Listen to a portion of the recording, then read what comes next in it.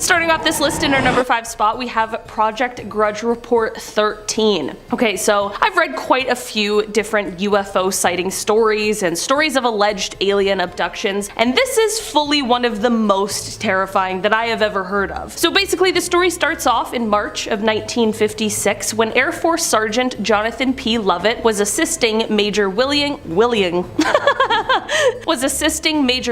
Cunningham in the White Sands Missile Testing Grounds near Holloman Air Force Base in New Mexico. The pair were out searching for debris from a recent rocket test when Major Cunningham heard a loud scream. His first thought was that Sergeant Lovett had been bitten by a snake, so he went around to help aid his partner when he allegedly saw something he never expected. He recounted seeing the sergeant being dragged away by some sort of long serpentine arm that had wrapped around his legs. Whatever this creature was, it was connected to a hovering silver disc that was in the air about 15 feet away. The major stood there in horror as he watched this creature and the sergeant retreat into the craft, which then rose vertically into the sky. Of course, he radioed for help, and while he was taken to the hospital for observation, search teams were sent out immediately. It wouldn't happen until 3 days later that they would find the body of Sergeant Lovett, only 10 miles from the site where he was said to have disappeared from. The autopsy performed on him later also only raised more questions than answers, as his body was severely harmed. So of course there was an investigation that happened, and many people claim this investigation was detailed in a 600-page document labeled Project Grudge Report 13. But the problem with this is that no official information on Report 13 exists, and the US government denies its very existence. Though Grudge Reports 1 through 12 have been declassified, along with Report 14, no official mention or accounting of Report 13 exists, and the story solely relies on secondhand accounts of the horrible incident. In our number 4 spot today, we have the cigar-shaped UFO. Okay, so let's set the stage. It's 2:45 a.m. on July 24th, 1948, and there are 20 passengers aboard a twin-engine propeller plane that is at 5,000 feet, being flown from Houston to Atlanta by pilot Clarence S. Childs and co-pilot John B. Whitted. Out of the 20 passengers on board, 19 of them are asleep at these early morning hours, and everything seems to be going as per usual until it wasn't. The 2 pilots and the 1 passenger who was awake all witnessed the same thing about 20 miles southeast of Montgomery, Alabama. About a week after the incident, the pilot explained what he had seen by saying, quote, "It was clear there were no wings present, that it was powered by some jet or other type of power shooting flame from the rear some 50 feet. There were 2 rows of windows which indicated an upper and a lower deck, and from inside these windows a very bright light was glowing. Underneath the ship there was a blue glow of light. By his estimates, he watched the UFO for about 10 seconds before it completely vanished." The co-pilot gave a similar explanation and also added, quote, "The object was cigar-shaped and seemed to be about 100 feet in length. The fuselage appeared to be about 3 times the circumference of a B-29 fuselage. It had 2 rows of windows, an upper and a lower. The windows were very large and seemed square. They were white with light, which seemed to be caused by some type of combustion. I asked Captain Childs what we had just seen, and he said that he didn't know." Well, this is obviously all very strange and peculiar. What has driven UFO enthusiasts even more is the fact that this strange sighting was of course later investigated by the US government, but the results of that investigation have allegedly been mostly destroyed. Does that mean that they found something they aren't willing to share yet? Some believe that perhaps the pilots and the passenger witnessed a secret Soviet spy craft, while others believe it was definitely something of the extraterrestrial variety. In our number 3 spot today, we have the Lubbock incident. On August 25th, 1951 in Lubbock, Texas, a group of scientists from the Texas Technical College were all hanging out in the backyard of geology professor Dr. W.I. Robinson. They were all just chilling, enjoying each other's company, until around 9:20 p.m. when they saw something very strange. It was a V-shaped formation of 15 to 30 bluish-green lights passing overhead. They were completely confused over what it could be, but figured that the lights would likely reappear, which they did. About an hour later, the lights reappeared, and at this point, all of these scientists knew that they had witnessed something exceptionally interesting, but what was it? The scientists weren't the only ones to witness the lights either. About 350 miles away in Albuquerque, New Mexico, an employee of the Atomic Energy Commission's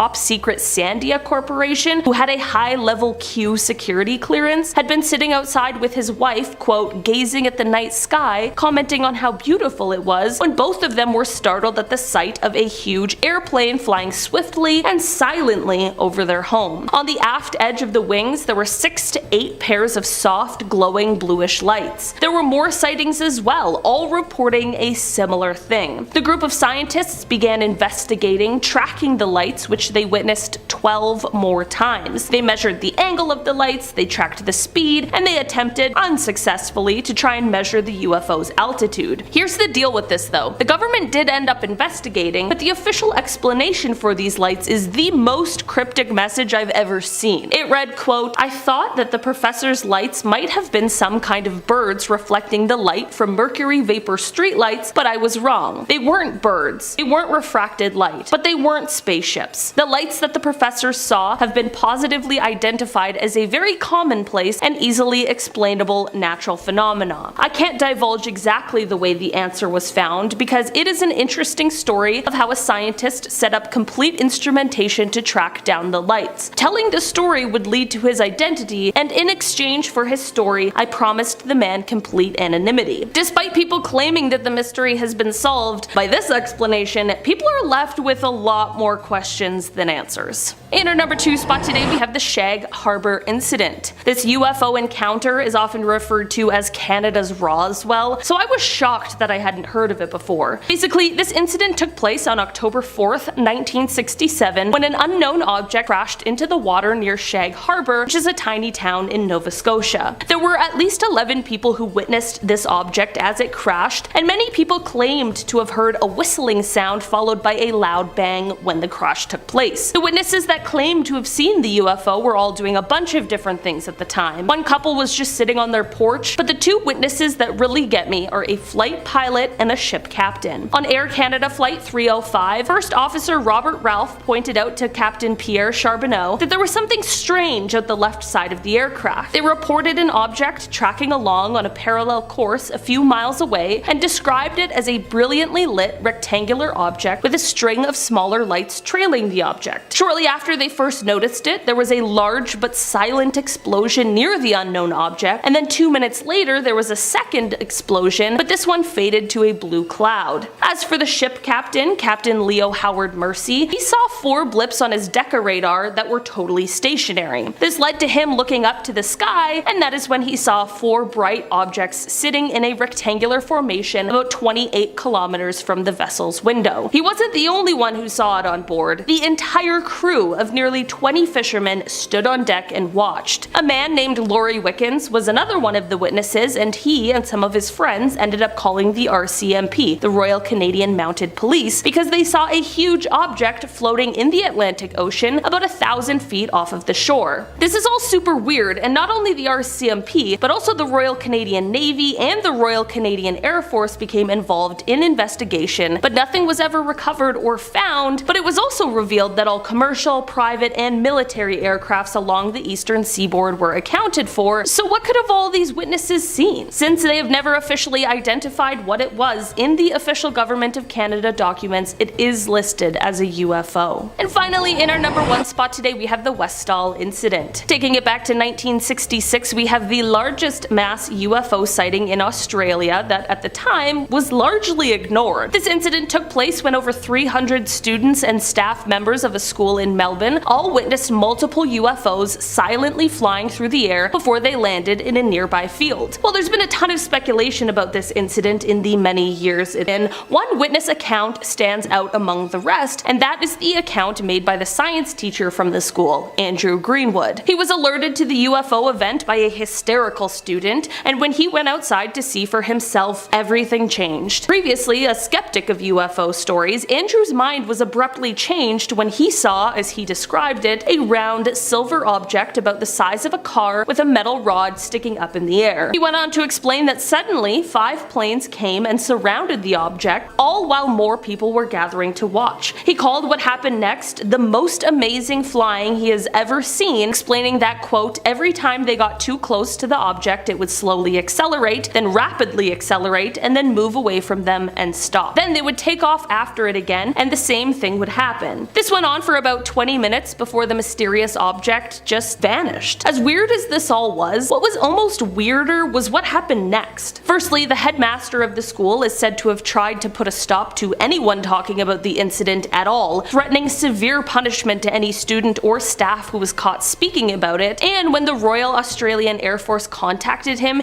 he refused to talk to them at all about it. There have also been stories of witnesses getting visits from people warning them not to speak of the incident. Andrew explained, quote, when he asked the physical education teacher to describe what she had seen herself so that he could compare it with his own observation, she just wouldn't say anything. Another witness who did talk to Andrew and described what she had seen in great detail, just 30 minutes later refused to speak to him and wouldn't say a word. Was this because of the threats from the headmaster, or was something else going on here? This is definitely one strange UFO story that leaves behind a lot of questions. Number 5. The USS Omaha. Coming up first today on our list of unexplained UFO sightings on camera is going to be this wild footage taken off the coast of San Diego from on board the Navy ship USS Omaha. The video footage was shot on an FLIR camera, which is an incredibly expensive, fancy bit of tech. It's a thermal camera to detect heat. It's perfect for this sort of thing, and if you want one for yourself, civilians can buy these cameras. They cost $300,000. That's about 1 month's rent in Toronto. Very fair. In the footage, we can see what looks to be a sphere-like object flying over the ship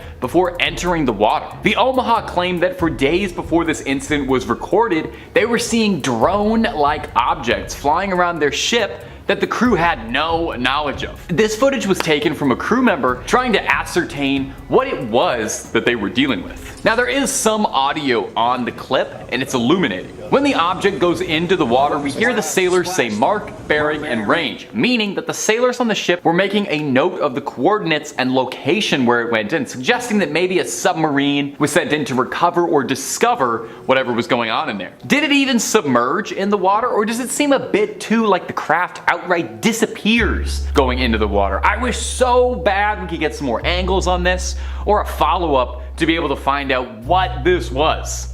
Until then, we just have this strange footage to go off of and what speculation we have at home. There's a wild conspiracy theory that I just found out recently and I love, and we'll mention it a few times in this video, about a secret UFO construction facility under the water.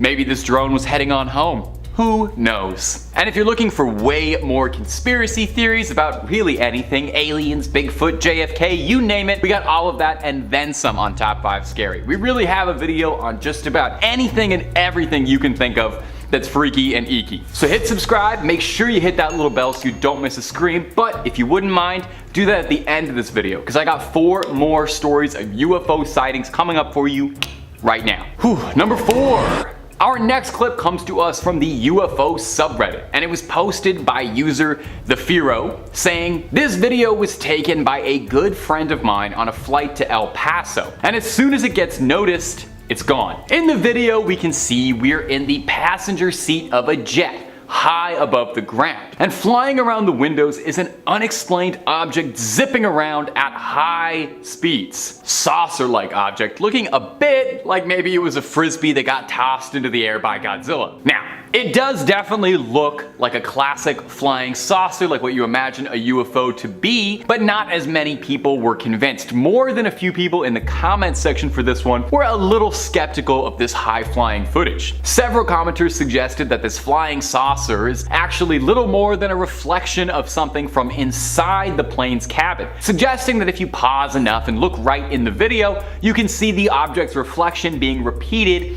in the window pane. Now, there are just as many people suggesting that it is a solid object existing outside the plane. The trouble is, we've been given very limited footage and it's hard to tell, and there was no follow-up by the original poster to provide any more details, so we only have this little excerpt that we've been given. Whenever there's a scenario like this, I do like to leave it up to you, my faithful YouTube comment audience. What do you think? Is this a flying saucer soaring above the clouds, or just a reflection of some light? I could honestly go either way with this one. I will say it could easily be explainable as a reflection, but I also feel like the object has a certain weight to it. I don't know, I'm directly in the middle for this one. I'm a centrist on this video. It should have been the number 3 point, but it wasn't. Anyway, jury's out. Please let me know what you think of this. Let's move on to number 3. Number 3, New Delhi. Coming up next is going to be this clip shared online with the caption, a weird set of lights above New Delhi.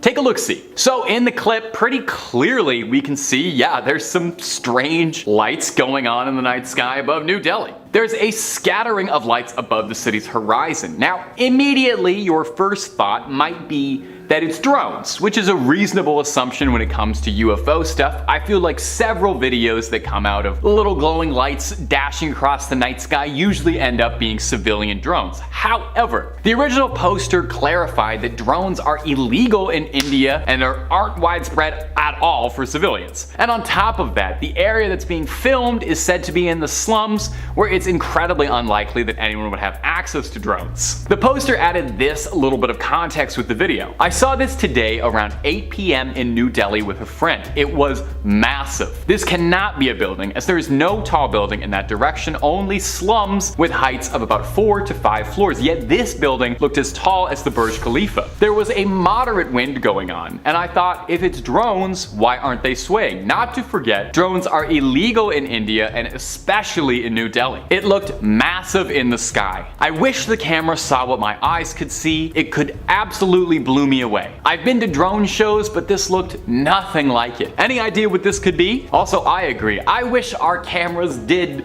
just capture exactly what our eyes saw. It would make all this UFO stuff so much easier, and also I would finally get a nice picture of the moon to have on my phone. Now, some people in the comment section on this clip suggested that maybe it was a laser light show, but that's just speculation and nothing concrete. Well, one particularly good suggestion from a commenter that did make me laugh said that the original poster should have ran towards the lights to see what happens and investigate up close and personal, you know? Worst case, yeah, you get abducted, never see your friends, family, or home planet again, but you also would get the ride of a lifetime, and if you do survive to come back home, you get an amazing story to tell people. So live a little. Number 2, Garden Ridge. Our next offering for your entertainment, and I hope your amusement, is this short clip that was uploaded to YouTube pretty recently. UFO spotted over Garden Ridge, Texas. In this clip, we can see a somewhat strange flying object that looks a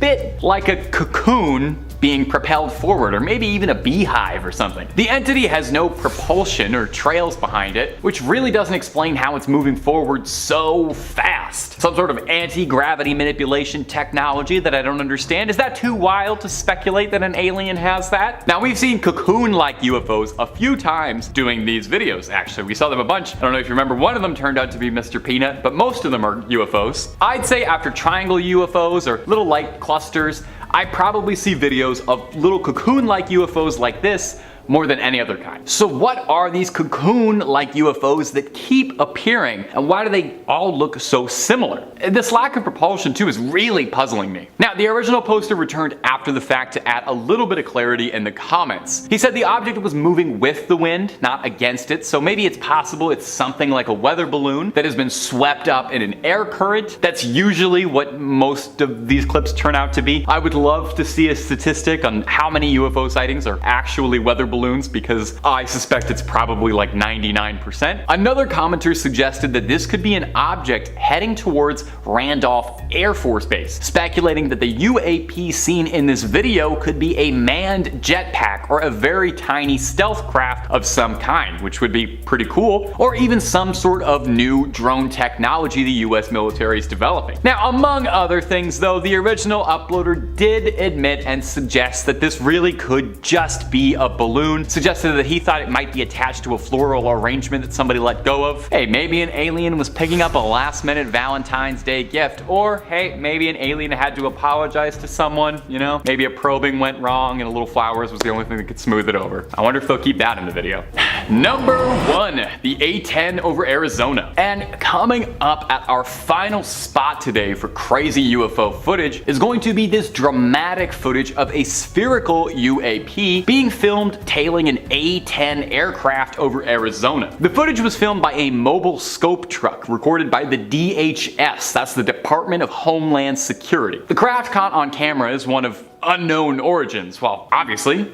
So why it's a UFO. The U doesn't stand for usual, it's unidentified. Now, there's really not a lot to go on from this clip, as the original uploader didn't provide a ton of insight or backstory beyond the short clip, so we're left with mostly speculation. Similar to the previous clip, I have to wonder maybe if this is a drone of some kind due to its size in comparison to the rest of the craft, which dwarfs it. Could this be an unmanned craft? Is someone piloting it from a remote location far away? Now, earlier in the video, I quickly shouted out a conspiracy which I recently discovered, and I hope we can do like a full video on it because it was fascinating, saying that a majority of the crafts that we see in UFO videos are scout crafts that come from a construction facility hidden somewhere deep beneath the ocean from a civilization that predates ours. This advanced technological facility is manned by an artificial intelligence that keeps it running autonomously and produces these small crafts naturally to scout out the planet and, well, I don't know yet what they're doing, but something alien. Now, obviously, that is a very tinfoil hat theory. I got it from a less than reputable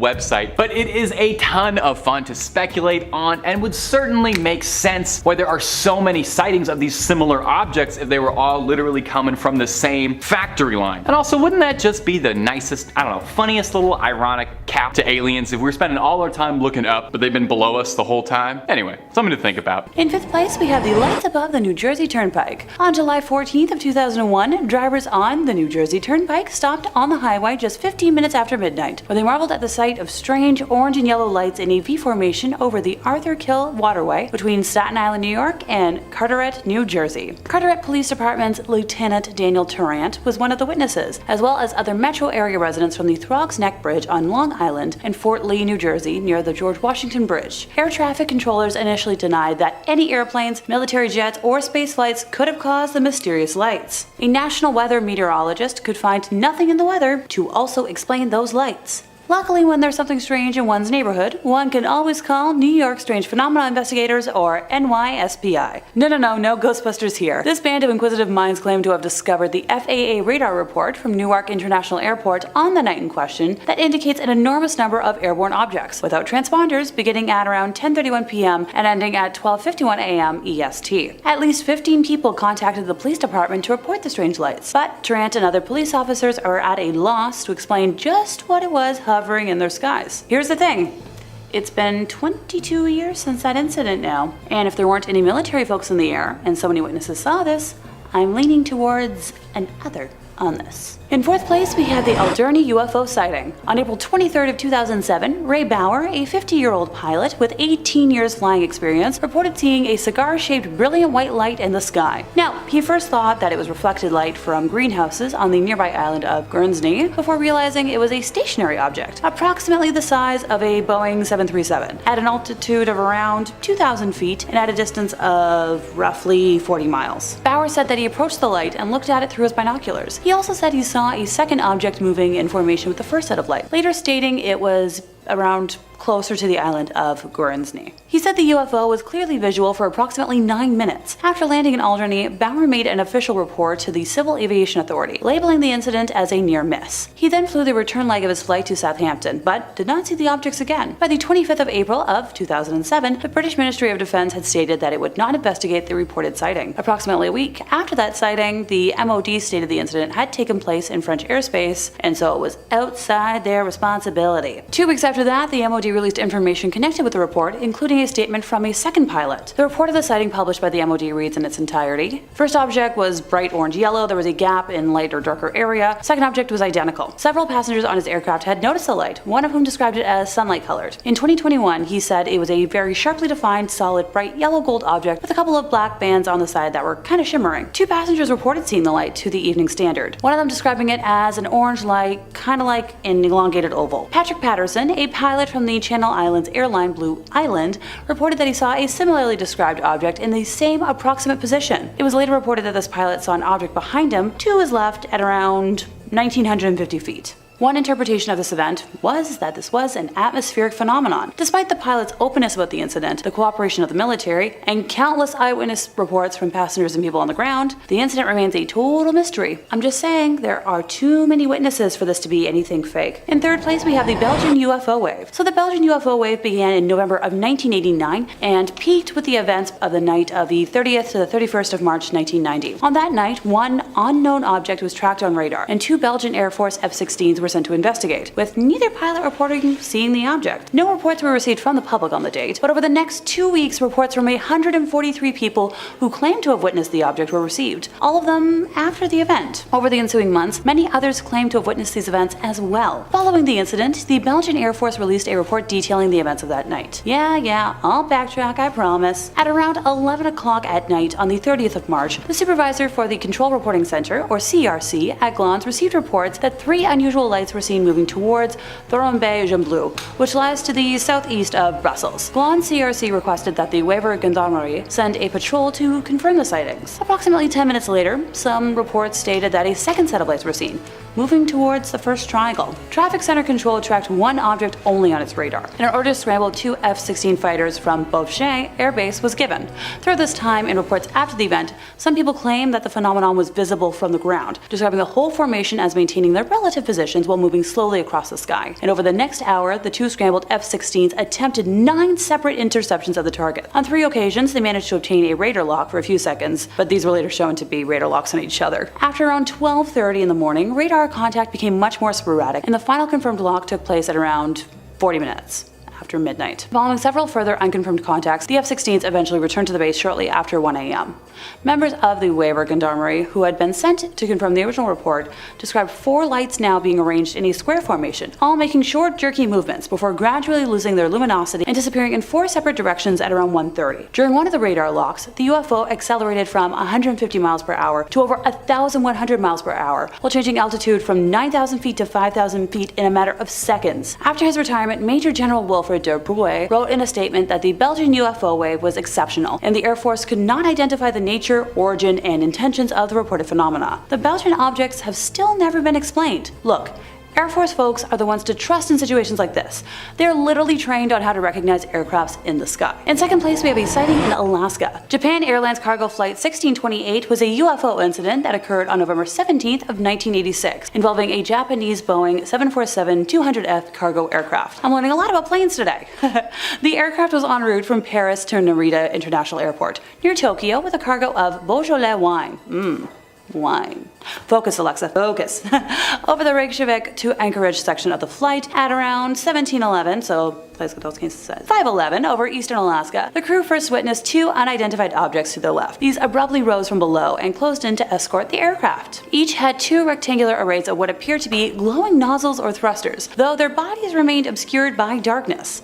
When closest, the aircraft's cabin was lit up and the captain could feel their heat on his face. These 2 crafts departed before a third, much larger disc-shaped object started trailing them. Anchorage Air Traffic Control requested an oncoming United Airlines flight to confirm the unidentified traffic, but when it and a military craft sighted plane 1628 at around 10 to 6, no other craft could be distinguished. Captain Terrochi contacted Anchorage Air Traffic Control and requested, a change of course. The UFO followed the plane despite any of the captain's maneuvers. The sighting lasted 50 minutes and ended in the vicinity of Denali. All of the data, including ground radar that captured the unidentified craft, was collected and presented at a meeting with the FBI and the CIA. After reviewing all the material, the government officials decided that this was the first radar recording of a UFO. Yep, I didn't stutter. The government confirmed this. In first place, we have the Shag Harbor UFO incident. So this incident was the reported impact of an unknown large object into waters near Shag Harbor, Nova Scotia, a tiny fishing village on the Atlantic coast, on October 4th of 1967. The reports were investigated by the RCMP, Canadian Coast Guard, the Navy, and the Air Force, as well as the U.S. Condom Committee. I had to research that because I first thought it was like a typo for condom, and I almost busted out laughing. Alrighty. Time for facts. At about 11:20 p.m. Atlantic Daylight Time, at least 11 people saw a low-flying lit object heading towards the harbor. Multiple witnesses reported hearing a whistling sound like, a large kaboom device, and then a whoosh, and then finally a loud bang. While en route to Toronto, while flying over Sherbrooke and St. John, Quebec, at around 3,658 meters from the Halifax International Airport, Air Canada officer Robert Ralph pointed out to Captain Pierre Charbonneau on Flight 305 that there was, something strange out the left side of the aircraft at 7:15 p.m. In his report, the captain reported an object tracking along on a parallel course a few miles away. He described it as a brilliantly lit, rectangular object with a string of smaller lights trailing it. At 7:19 p.m., the pilots noticed a sizable silent explosion near the large object, and 2 minutes later, a second explosion occurred which faded to a blue cloud around the object. Meanwhile, while standing at the wheelhouse of his vessel, Captain Leo Howard Mercy was looking at 4 blips on his Decker radar that were stationary. When he looked up at about 28 kilometers from the vessel's windows, he could see the 4 bright objects situated in a roughly rectangular formation. The entire crew of nearly 20 fishermen stood on deck and watched the object in the northeastern sky. Mercy radioed the Rescue Coordination Center and the harbor master in Halifax, asking for an explanation, and filed a report with the Lunenburg RCMP outlining his sighting when they returned to port. Over in Halifax, the Chronicle Herald and local radio stations reported a glowing object that was seen by many people who called their newsroom. They reported witnessing strange glowing objects flying around Halifax at around 10 p.m. Assuming an aircraft had crashed, within about 15 minutes, 2 RCMP officers arrived at the scene. Concerned for survivors, the RCMP detachment contacted the Rescue Coordination Center in Halifax to advise them of the situation and ask if any aircrafts were missing. Before any attempt at rescue could be made, the flying object, with the lights still showing, started to sink and disappeared from view. So a rescue mission was quickly assembled. Within half an hour of the crash, local fishing boats went out to the crash site in the waters of the Gulf of Maine off Shag Harbor to look for survivors. Here's the fun part. No survivors, bodies, or debris were taken, either by the fishermen or by a Canadian Coast Guard search and rescue cutter, which arrived about an hour later from nearby Clark's Harbor. By the next morning, RCC Halifax had determined that no aircrafts were missing. While still tasked with the search, the captain of the Canadian Coast Guard cutter received a radio message from RCC Halifax that all commercial, private, and military aircraft were accounted for along the eastern seaboard in both Atlantic provinces and New England. That same morning, RCC Halifax also sent a priority telex to the Air Desk at Air Force Headquarters in Ottawa, which handled all civilian and military UFO sightings, informing them of the crash and that all conventional explanations such as aircraft, flares, had been dismissed. The object was never officially identified and was therefore referred to as an unidentified flying object in the Government of Canada documents. Yep, that was the name. I'm just going to repeat this. The Government of Canada officially confirmed it as a UFO. 2 days after the incident had been observed, a detachment of Navy divers from Fleet Diving Unit Atlantic was assembled, and for the next 3 days, they combed the seafloor of the Gulf of Maine off Shag Harbor looking for an object. The final report said no trace of an object was found. Just saying. Fascinating that no one found anything, and that the government confirmed it was a UFO. So take that, skeptics. In 5th place, we have the Hudson Valley UFO wave. So between 1982 and 1986, around 5,000 eyewitnesses reported seeing V-shaped UFOs with multicolored lights flying near the Hudson Valley, just about an hour north of New York City. So the first sighting was made on New Year's Eve of 1982 by a retired police officer in Kent, New York, who originally thought that he was observing an airplane. And hey, it's New Year's Eve. Make of that what you will. When the craft passed above his home, he realized that it was moving far too slowly and quietly to actually be a plane. So while most of the eyewitnesses described a slow-moving V-shaped UFO, other reports said the object appeared to be circular and capable of moving at fantastic speeds or disappearing altogether. Dennis Sant, a husband and father of 5 who had worked in local government for 17 years, described it as a very large object made of very dark gray, metallic, and made no noise. The lights were iridescent, bright, and stood out in the sky, and they were 3-dimensional. It looked like a city of lights that hung in the sky. So Dennis and his family followed them until he was consumed by what he described as a feeling of fright. A few miles away, traffic screeched to a halt on Interstate 84 as a mysterious object hovered overhead. A police cruiser stopped in the middle of the road to radio in about this UFO. Ed Burns, a computer engineer and senior manager for IBM, was driving home on the Taconic Parkway and claimed that his radio was suddenly consumed by static. And when he leaned over to, adjust the dial, he saw the triangular ship. He said that the back had to be as large as a football field, and once again, there was no noise. On that same night, eyewitness reports indicated that the object was slowly moving north over the Hudson River Valley. 13 others saw it in Newcastle, and about 10 minutes later, Ed Burns and at least 20 motorists saw it near Millwood. 10 minutes after that, the phones began ringing off the hook in the police station at Yorktown, and didn't stop for hours. During another sighting, the UFO hovered about 30 feet above the Indian Point nuclear plant. The security supervisor was considering, kabooming the craft down before it disappeared from sight. A home video showing a light formation above Brewster, New York was taken on June 10th of 1984 by local resident Bob Pazzulli. The footage has since been looked at by a number of photographic experts who indicate that the movement of the object on the video seems to be one rigid object and not individual objects. Now, despite eyewitness reports and photographic evidence, the phenomenon was never properly explained. In 4th place, we have Roswell. Okay, look, whether you like it or not, Roswell is forever going to be associated with aliens and UFOs, and there's just so much that I wasn't going to leave it off the list. So former CIA agent Oscar Wayne Wolf claims he saw both living aliens, retrieved parts, and remains of alien ships throughout his career. So he made these claims about Area 51, claiming he caught a glimpse of an extraterrestrial spacecraft and a living alien. So once again,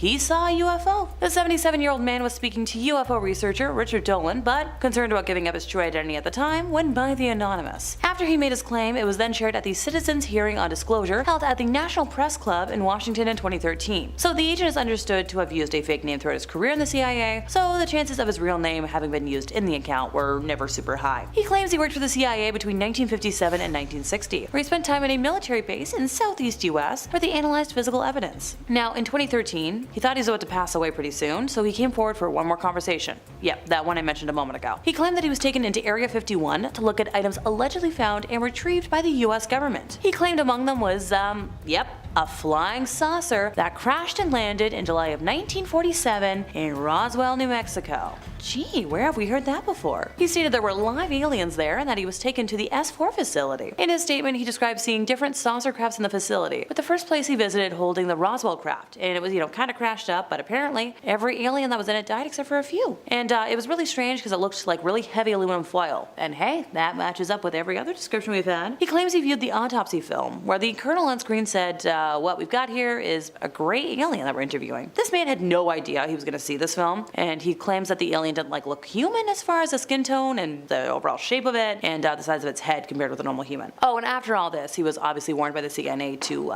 zip it. Look, we can all admit, something landed in Roswell.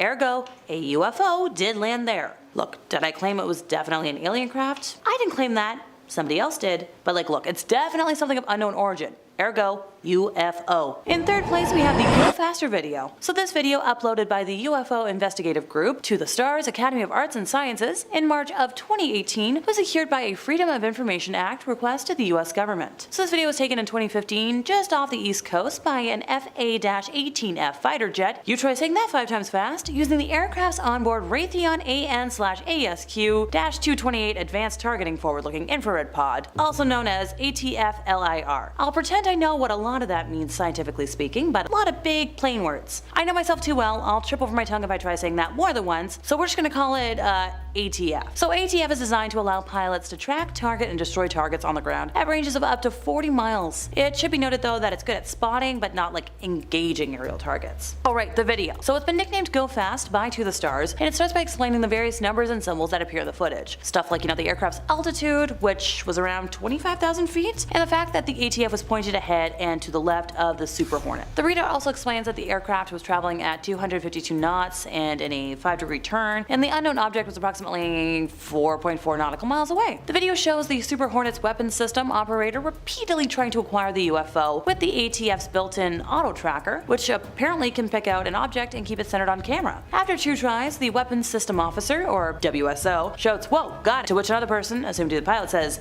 "Woohoo, whoa, what the bleep is that thing?" the pilot asks. The WSO later says, "Oh my gosh, dude," to which the pilot replies, "Whoa, what is that, man?" Now I know, this is where you skeptics start asking, but Alexa, how is this unknown object different from weird government aircrafts we don't know about? Well, alright.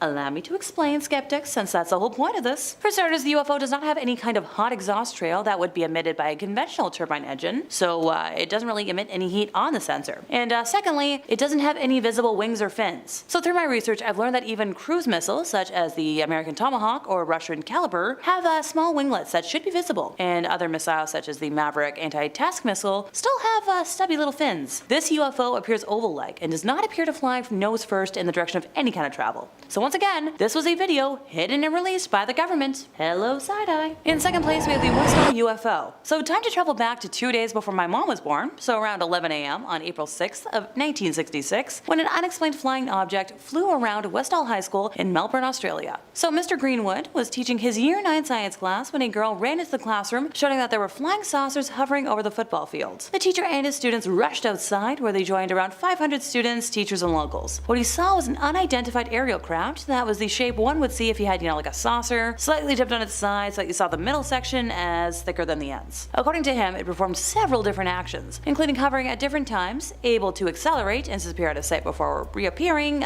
somewhere else. He said the craft was hovering 50 meters above the crowd, about 1 to 200 meters away, and clearly visible. More than 200 students and several teachers watched the UFO as it descended into a nearby field. Eyewitnesses watched the craft hovering around the school for approximately 20 minutes, and described it as being being a gray saucer-shaped object that was about twice the size of a family car. Oh, and the Air Force reported that they were not in the airspace at the time of the incident. Just saying. In first place, we have the Cash Landrum incident. So on December 29th of 1980, Betty Cash, Vicki Landrum, and Colby Landrum were driving home from a night out when they saw 23 unidentified helicopters surrounding a huge diamond-shaped object that was hovering above the trees. So this all started around 9 p.m. while they were driving on an isolated 2-lane road in dense woods and saw a light above some trees, but originally dismissed it as an airplane approaching Houston Intercontinental Airport. Hey, as someone who used to live near Pearson Airport, trust me, you'll learn to ignore planes. A few minutes later, they saw what they believed to be the same light as before, but now it was closer and brighter. They said that it came from a huge diamond-shaped object which hovered at about treetop level, and that its base was expelling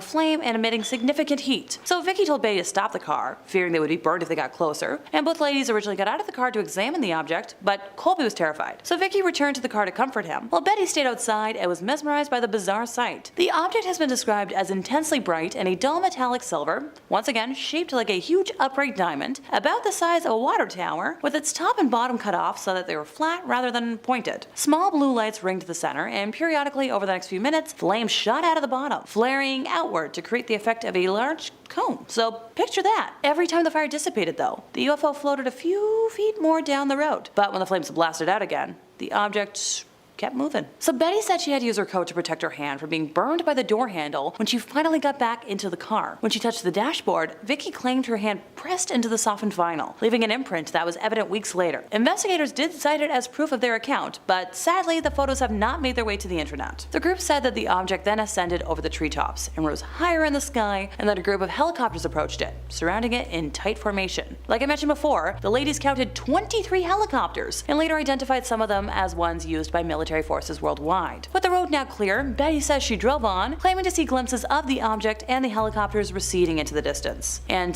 they said it lasted about 20 minutes. A Dayton police officer, Detective Lamar Walker, and his wife also claimed to have seen helicopters near the same area. The witnesses claimed that after the UFO and helicopters left, Betty took the other two home and then, went to bed for the evening. But that night, they reportedly all experienced similar symptoms, although Betty to a much greater degree.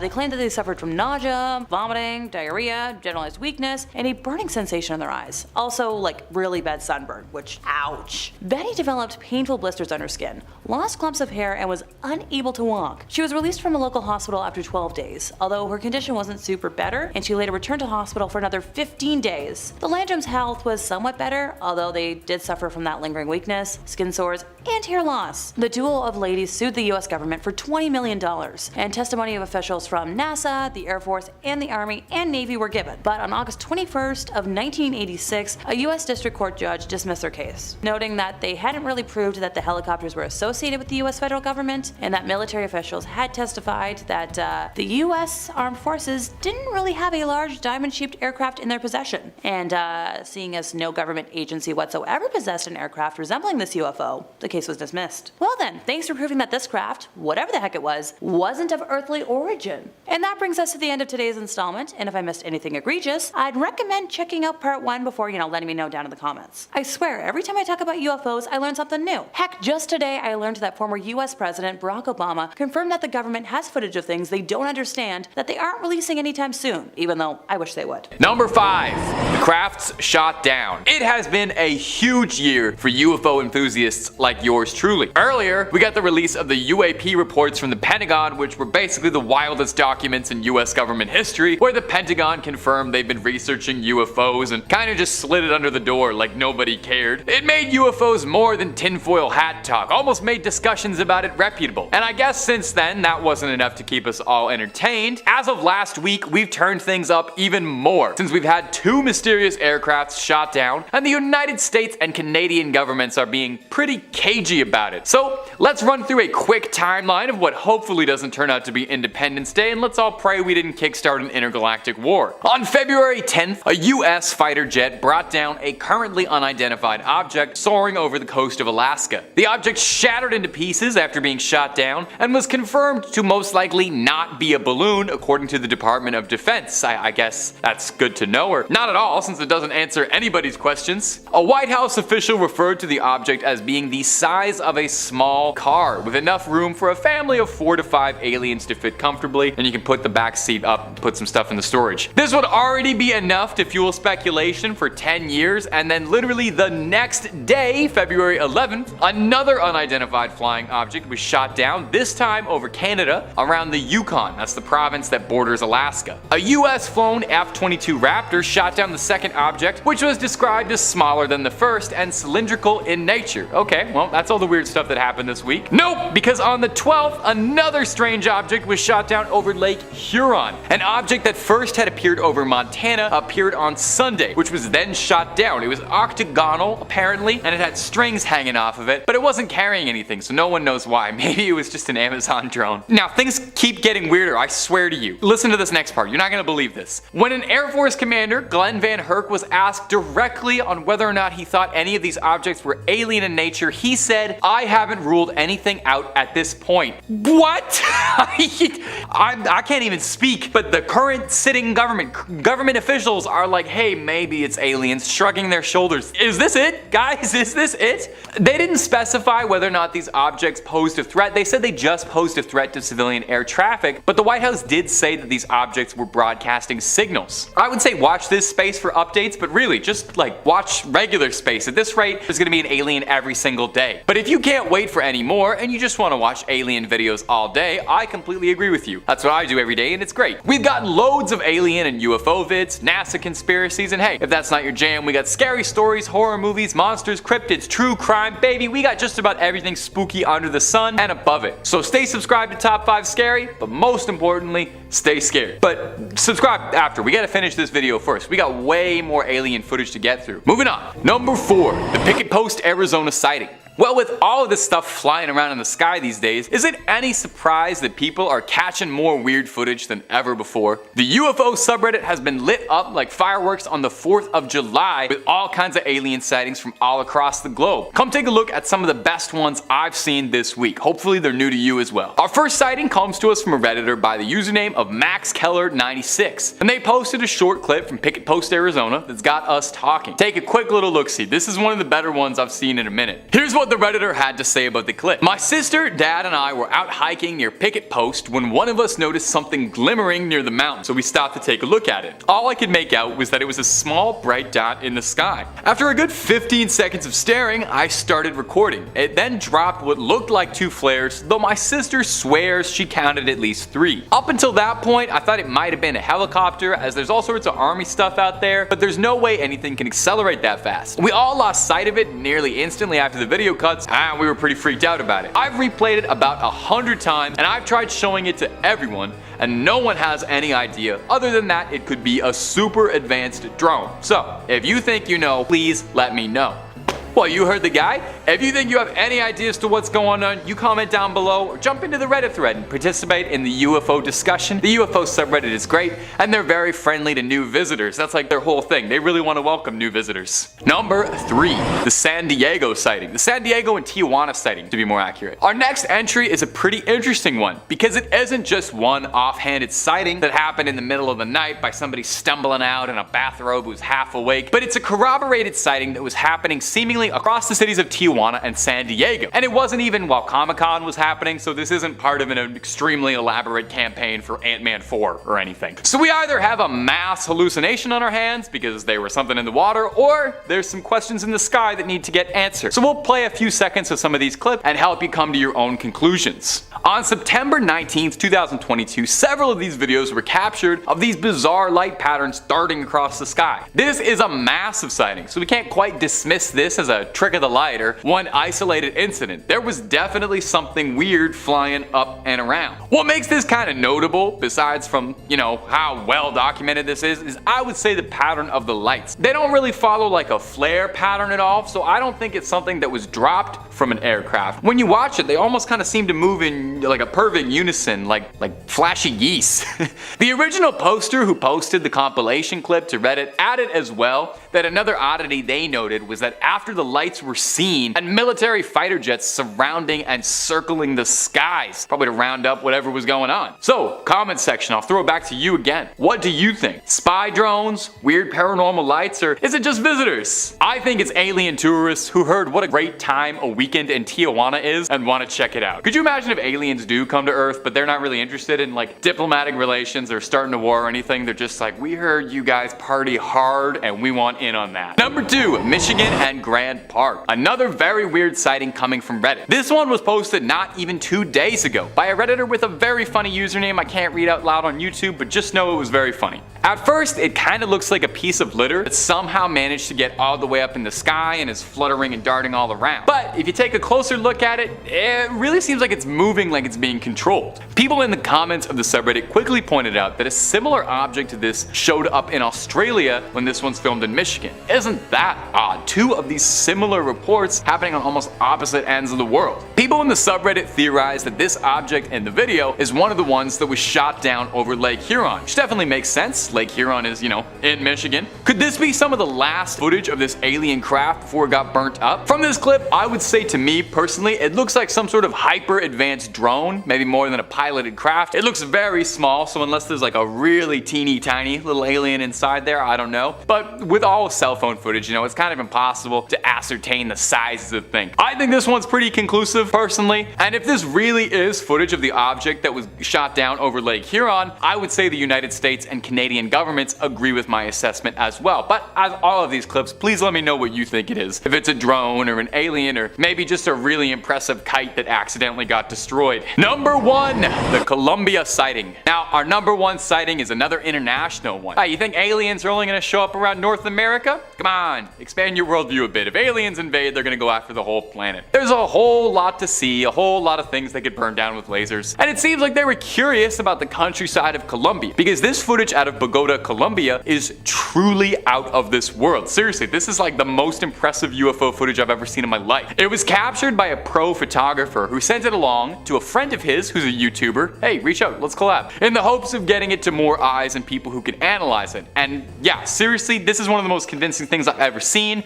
Take a look. Now, I don't want to, you know, poke the bear too much. I know this sounds kind of annoying. I am almost of the belief that this footage is simply too good. I wouldn't outright throw it away and discard it, but I can't remember the last time I've ever seen UFO footage where the craft in this question is this clear and easy to make out. You can almost like make out sci-fi parts of it, you know? It looks to me like it wouldn't look too out of place in a cool video game like a Halo or something. If anyone's a Metroid fan, it reminds me a lot of like the ship that Samus flies around in. I'm just excited because they put Metroid Prime back out there. I think this raises kind of an interesting question and sort of a little like food for thought for debate. As camera quality improves and the average person is now at all times carrying with them a camera that rivals most professional quality, no doubt we're gonna start seeing more stuff like this. There's gonna be an influx of footage that starts to look much clearer, which then ironically ends up getting dismissed because it just looks too good and we assume it's been faked. We're used to blurry blobs shooting across the sky, and I think that's what we kind of think UFOs look like. It's a bit of a weird horseshoe where you kind of want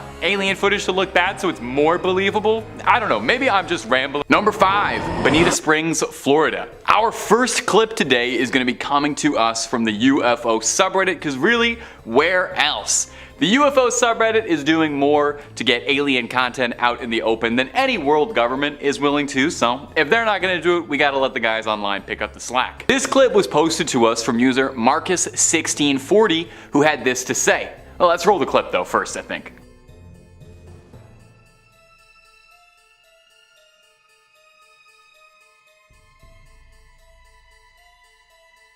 I was working in my garage, which is about 100 feet west of this camera location, doing the things you do to keep the wife happy. The sky's clear, and out the corner of my eyes, I see this bright ball getting bigger and bigger. It was really bright and then faded away fast. It wasn't a meteor, and I checked planes live, nothing was close. I'm in Florida, so this stuff is pretty common, but this was weird. And no noise. Now in the clip it can be a bit hard to see, so I'll guide you through this, definitely as well because it isn't black and white, which does take away some of it. But we see a bright light up in the sky that comes into frame, hovers around a little bit, it kind of seems like it's scoping out the situation, and then flies out of frame after I guess it decides there's nothing happening.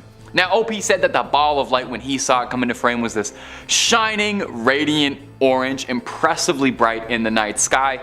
Obviously, that doesn't translate super well, so we have to use our imagination just a little bit, you know? Close your eyes and imagine it's bright and orange. Wow, what a lovely shade you used. Now, some speculation in the comments section of Reddit had people wondering if possibly this could be something like space debris burning up on re-entry, or a satellite reflecting the sunlight down to Earth for but a second. Pretty difficult to tell from here, but that's the way it goes with the paranormal sometimes. Nothing can ever be so easy, and would we really want it to be? I think we should have to fight for it just a little bit. Fight to get the truth out there. And as usual, my friends, if you're looking for more UFO sightings and content, I have a pretty good idea of where you can find more of it. We've got 8 parts worth of UFO sightings from 2023 alone.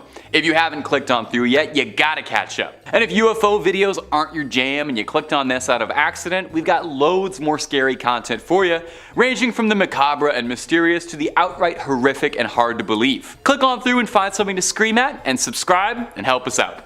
Mean a lot from Old Tay. Number 4, the Netherlands. Our next sighting is going to come to us from the Netherlands. Seems even aliens can't resist hitting up Amsterdam. Let's roll the clip first to get your eyes on it, and then we're going to take a quick listen to the description posted by its witness, who's remained anonymous. Just before 6 p.m. in front of the cinema in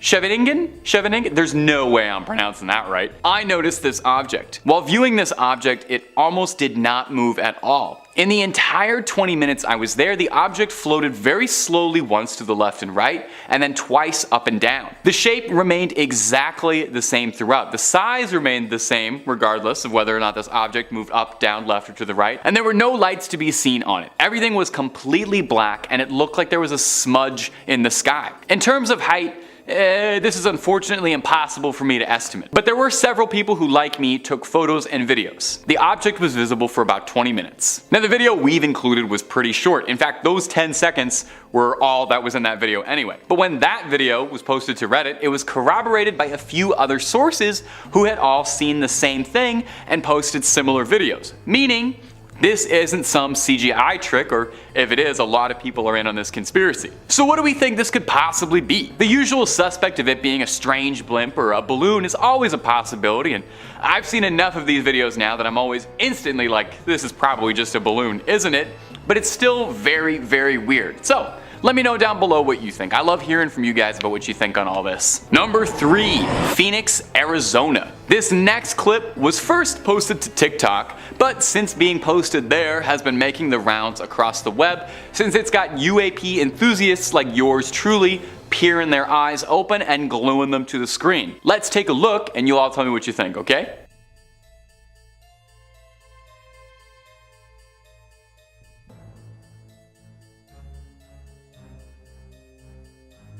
Now whatever is going on in there is definitely odd. That much I can say with absolute certainty. There's something up there in the clouds that's floating above almost menacingly, maybe that's just me, and it's flashing a light brightly, and I swear it almost looks like it's turning invisible over and over again. The thing seems to be slowly moving across the sky in a way that makes it look like it's scanning the surroundings. Naturally, commenters went a bit wild with this clip, speculating like I am now. Some suggested that this could be something like hyper advanced military technology being tested out in the field, which would definitely be exciting, and honestly, more probable than not, I feel like there's a lot the government don't tell you about what they're working on. The CIA themselves even said that they think most alien sightings in the 50s and 60s were just reports of the U-2 spy craft. Others suggested that this could be something as dull as a civilian drone being flown around in the sky with a lighting rig attached for no other purpose than to drum up attention and get some TikTok views. But do you really think someone would do that? Someone would go on the internet and just lie for attention? I don't know. Meanwhile, more than a few people on the original TikTok were very convinced that this was a proper UAP alien sighting and could have been an alien visitor caught on tape. Comment section, I'm gonna toss this one over to you as always. Me, personally, I'm a little inclined to believe this might be a boring one. This could just be a drone, just because I'm not so sure that our alien visitors would give themselves away so easily by attaching lights to their crafts and letting themselves get identified so easily, but maybe that's what they want us to think. So I'm curious what you all think it could be. Number 2, Scotland. This next clip is gonna be coming to us from Scotland. I like when we have UFOs all across the globe, you know? It makes it seem like we're all in this together. It was originally posted on the UFO subreddit as well. I'll roll an excerpt of the clip and then I'll walk you through the context that the user provided additionally with it. Let's roll it.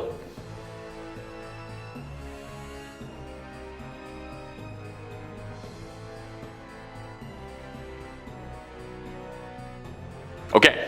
Pretty cool stuff, right? So the user posted, there are 2 objects in the sky moving at a steady speed. They were not massive, I reckon about the size of a Jeep, maybe twice that size at most. Twice the size of a Jeep is pretty big, I think. Definitely smaller than a plane, but a lot bigger than drones. They had no lights, no wings, no windows, and no propellers. They also made no noise. These objects looked much bigger in real life than they did in the video. On film, they appear to be black, but in real life, I would say they had a color similar to a cloud. Not quite white, but not quite gray either. They looked to be spheroid or tic-tac shaped, and they looked solid and metallic. They seemed like they had smoke coming out of them sometimes, but it was hard to know if that was just them moving through the clouds, causing an effect that looked like smoke. In terms of height, they were flying about twice the height of a typical city building, definitely lower than a plane would have. Also, may I just say, as someone who watches a lot of UFO clips, to be able to find one that is clear as day, filmed on a high quality camera, recorded for a good amount of time, and also had a lot of context provided, put this thing in a museum. That is 1 in a billion. I don't even care if these things aren't aliens. Those 3 qualities are more exciting than aliens to me. Now, when this clip was posted to Reddit, there were a few people speculating that these could be balloons, despite the original poster pointing out that they thought the things were emanating smoke, so it's, no pun intended, a bit up in the air what these things might be. We get reports of cuboid or tic-tac like UFOs a lot in this video series, which does make me think there's something suspicious going on if so many people report on similar objects like that, but we still don't have any answers. I hope we get there someday. I know the truth is out there. Number 1, Hollywood. Our final entry for this video is going to come to us from Hollywood. Even aliens like the tourist hotspots. Let's roll the clip and I'll add the commentary and speculation afterwards, because this one's a good one. There's a reason I saved it for the last.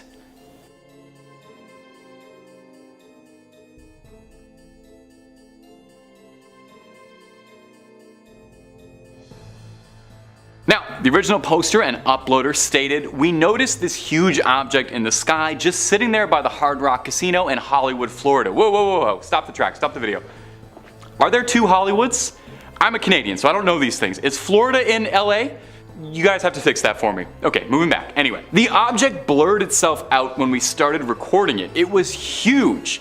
It didn't do much, but it just sort of sat there and blurred itself out. I have tried to Google to find out what it was, but I'm coming up with nothing. It was my husband, my 2 kids, and I who witnessed this together. Now, I gotta admit, this is one of the most compelling bits of UFO evidence I have seen in a minute.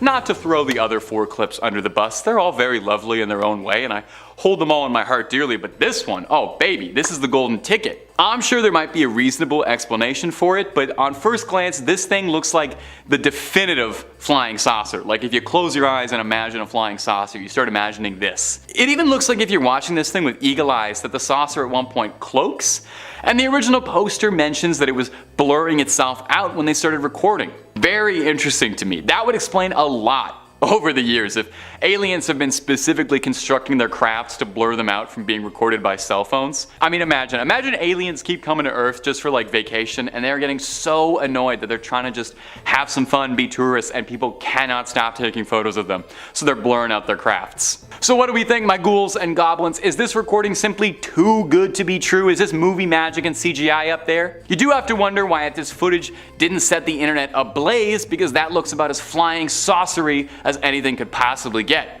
Of course, Maybe the men in black and the higher ups are trying to scrub this clip from the internet and don't want you to see, and maybe I just got the whole channel in trouble. Number 5. Japan sighting. Our first sighting comes to us from Japan, where a man looked out his window one day in time to see an amazing sight, only for it to disappear before he could get his family to look at it. The following is his story as he related it. My name is Tatsumi Tanaka. I am 42 years old and the owner of a beauty parlor in Inaka City, Gunma Prefecture. Last Sunday, I saw a UFO, and it was the first time such a shocking matter happened to me. I never believed that I would have such an experience, but surprisingly, it happened to me. I was on the second floor of my house and casually looking out the east window when I caught sight of a white object, rather big, the shape impossible to describe, rising softly and perpendicularly from the surface of the ground. We see Mount Akagi in the northeast direction, and it was in this direction that the UFO rose, but I could not tell how far away it was. It was about 10 o'clock in the morning. I wondered what it was. I thought at first sight it must be an airship or a balloon. I strained my eyes to see better, but could not understand what it was. After rising straight up, it stayed for a while at a constant height and seemed to become blurred outside. It then turned into the oval shape that is familiar to us from TV or magazines. It was the same object, but not the same shape as before, but the outline was not clear. Soon after, it moved to the right at fast speed. It looked like a low-altitude flight, but it all happened so quickly, and then it just disappeared into the cloudless blue sky. I was so shocked,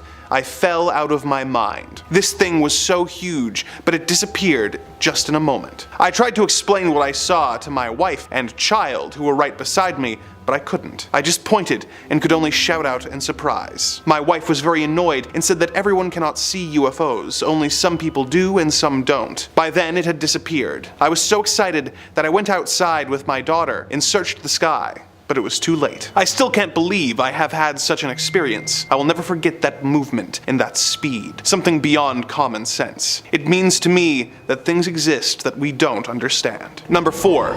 New Zealand. Next, we have a story from New Zealand where a woman was enjoying a nice day in her yard when she saw a craft unlike anything she'd seen before. This is her story in her own words. My name is Edith Perkins. At 8:30 p.m. Monday, I was doing some chores in our backyard. This is in Bexley, just north of Christchurch, South Island, New Zealand. I saw something in the sky, like a capsule or cigar-shaped object. At first, it had a silver whitish body with a darker gray forked tail. While I looked at it, it was just overhead, seeming to be coming closer. I was facing west. The rounded edges, front and back of the object, called my attention to it initially. Its size appeared to be 10 centimeters long if held at arm's length. I suppose it was about 30,000 feet high, but it seemed very puzzling that there was no jet trail behind it. So, I went indoors to fetch a pair of 7x35 binoculars. My husband joined me and our home care nurse. As we three watched, a very bright light completely covered the object. It did not happen as a flash of light. It seemed to start up and then finish with a burst of light. I was seeing a different rear design on the craft with a forked end to it, and the color was now dark gray. Another burst of light occurred, and the object presented a rim all around the craft, with either intermittent colored lights on the rim, or else the rim was composed of rotating colored lights. These were in tones of reddish orange. This object then flew out over Pegasus Bay towards the northeast. Number 3. Papua New Guinea. Our story from Papua New Guinea involves a young man whose entire community was brought to a chilled hush when a strange craft came to town for a closer look at humanity. As he put it, my name is Alex James. I live in Pilla Pilla Community, New Guinea. About 7 p.m. last Tuesday, I went with 4 friends to Pilla Pilla Community School for rugby practice. We were going back to our village after dark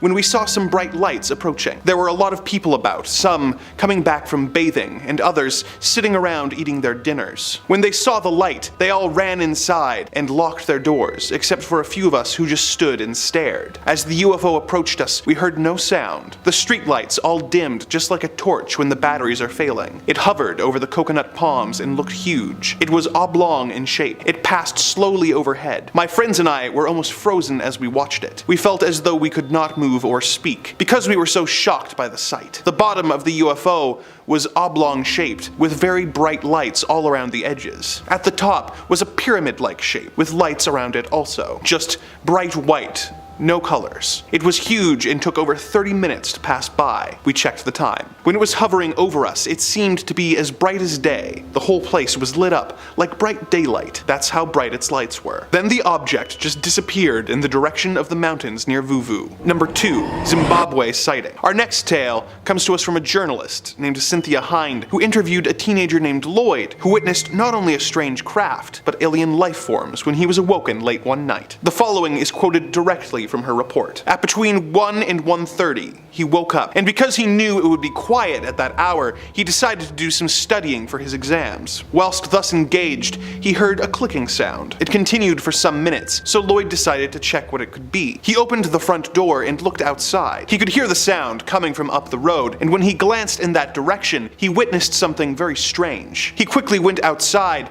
and hid behind a hedge to get a better view. He was able to observe a small figure about a meter high, with a head like a rugby ball, dressed in white overalls. On its back, the creature had a small satchel, attached to which was an aerial with a flashing red light. Lloyd was terrified. He told me he was asphyxiated with fear and ran back into the house, jumped into bed, and covered himself with his blankets. He slept fitfully for the rest of the night. At 6 the next morning, he went to look where the creature had walked and found several footprints which he could not identify and which he attributed to the creature. When he arrived at school, he told his friends about seeing a ghost in the night, but one of his friends suggested that it was a UFO. Lloyd is now under the impression that the creature is called a UFO. Number 1. Australia sighting. Our final tale of the day comes from a man by the name of Patrick Knowles. He was on a road trip with his family when they discovered a close encounter more terrifying than he could have possibly imagined. In his own words, it happened on January 20th. My mother, 2 brothers, and I were driving from Perth to Melbourne. We were going to drive straight through in shifts, and we planned to cross the desert at night when the heat wasn't so bad. By 2:30 a.m.,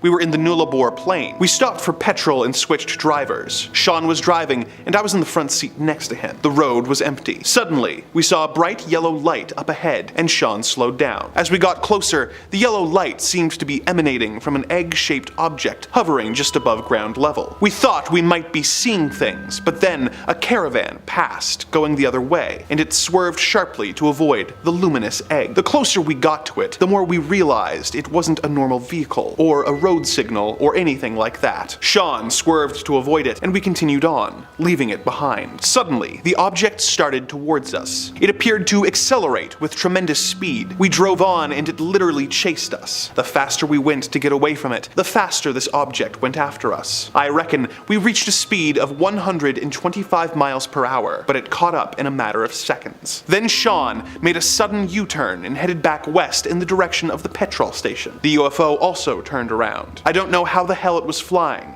because it didn't have any wings or anything like wings. It just kept coming after us. Sean made another fast U-turn, heading back towards Melbourne again, but the UFO turned as well and kept pace with the car. In the back seat, everyone was scared. The dogs started barking and whining. Then, suddenly, we were hit. It shot a beam of light out and punctured our back tire. The back tire was on fire. We started sliding across the road. I realized if we braked, we would have to confront the UFO, but Sean didn't have any choice. Then it landed on the roof of the car and picked the car up. It lit up the car like a microwave. The heat was intense. Our hair was standing straight up, and we felt really funny, like we were being dehydrated. It was awful, frightening, like our brains were being sucked out. My fear was that I would be pulled out of my body. I put my hand out of the window and touched something spongy that burned my hand. I thought we were going to die. You could actually feel the car rising in the air. The car began to fill with a thick black fog. It was so hot, and all this soot, this junk started covering us. Our voices started changing. You know how a tape deck sounds when the batteries start to go flat. That's what it was like. Then I passed out. I came to when I heard a tremendous noise like a bang, and our car suddenly dropped back to Earth. Dawn was coming up.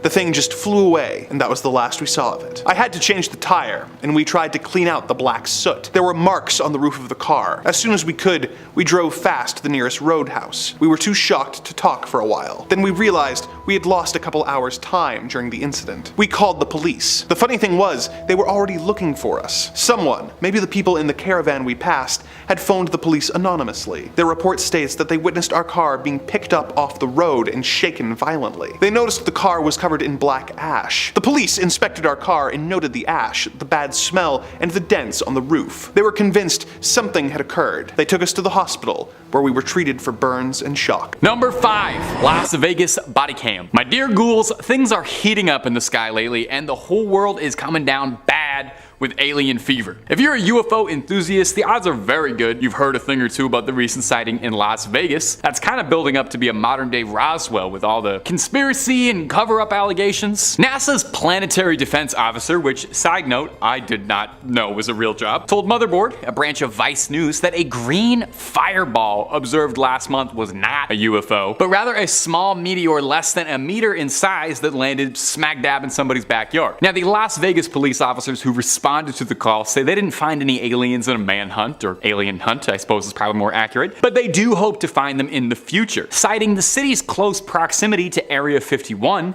as a source of speculation. Now, the problem is that footage went wildly viral over the internet when a police officer's body cam was uploaded. We've got a little bit of this footage for you here today. It's kind of hard to make anything out of it, like most blurry alien footage, but it's fun to let our speculations run wild, and this TikToker seems adamant that you can see an alien over one of the cops' shoulders. Personally, I think it does look a bit just like a light or like a headlight or something, but you let me know what you feel like you see. The case has been captivating, with the callers, the 911 callers, claiming that they saw tall, non-human entities in their backyard with big glowing eyes looking at them.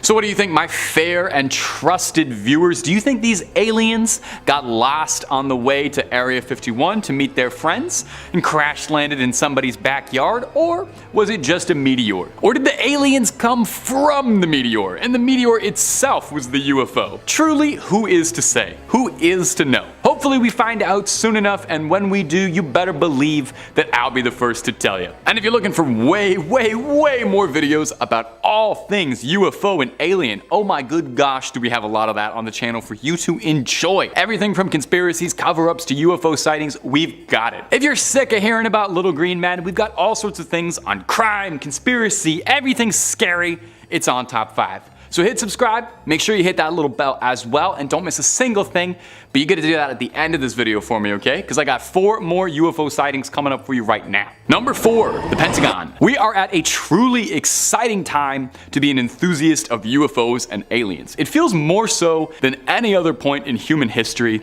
that the discussion around aliens and UFOs is leaving the fringe sciences and starting to become accepted, commonplace by respectable employed people, not just folks wearing tinfoil. Recently, the Pentagon released a video of a reported UFO zipping around near an Air Force drone and revealed footage to, quote the Pentagon, everyone thought was truly anomalous, which is government speak for we don't know what the f this is. At the time, the object appeared to be moving with something propelling it forward, but a later determination would show that it didn't, which baffled and puzzled the analysts, as usually something propels you forward in the air. Now, this hearing was very interesting for a few reasons, but foremost, it allowed us a little bit of insight into how government agencies go about treating UFO sightings. We learned they categorize them first by what they most likely are, starting with the obvious things like planes or balloons, which account for like 99% of all UFO sightings. And then when it's something they truly cannot immediately identify, they prioritize where was it found? How is the object maneuvering? Does it seem like it's being driven? Control. Does it seem as if it has a payload? Does it have something attached to it? The hearing started by saying that the Pentagon currently doesn't believe that they have any definitive proof of extraterrestrial life on Earth, but concluded by saying that we'll be getting another disclosure document coming soon, possibly even as early as July. So we have huge, exciting things on the horizon coming up in July, and I'm not just talking about the Barbie movie.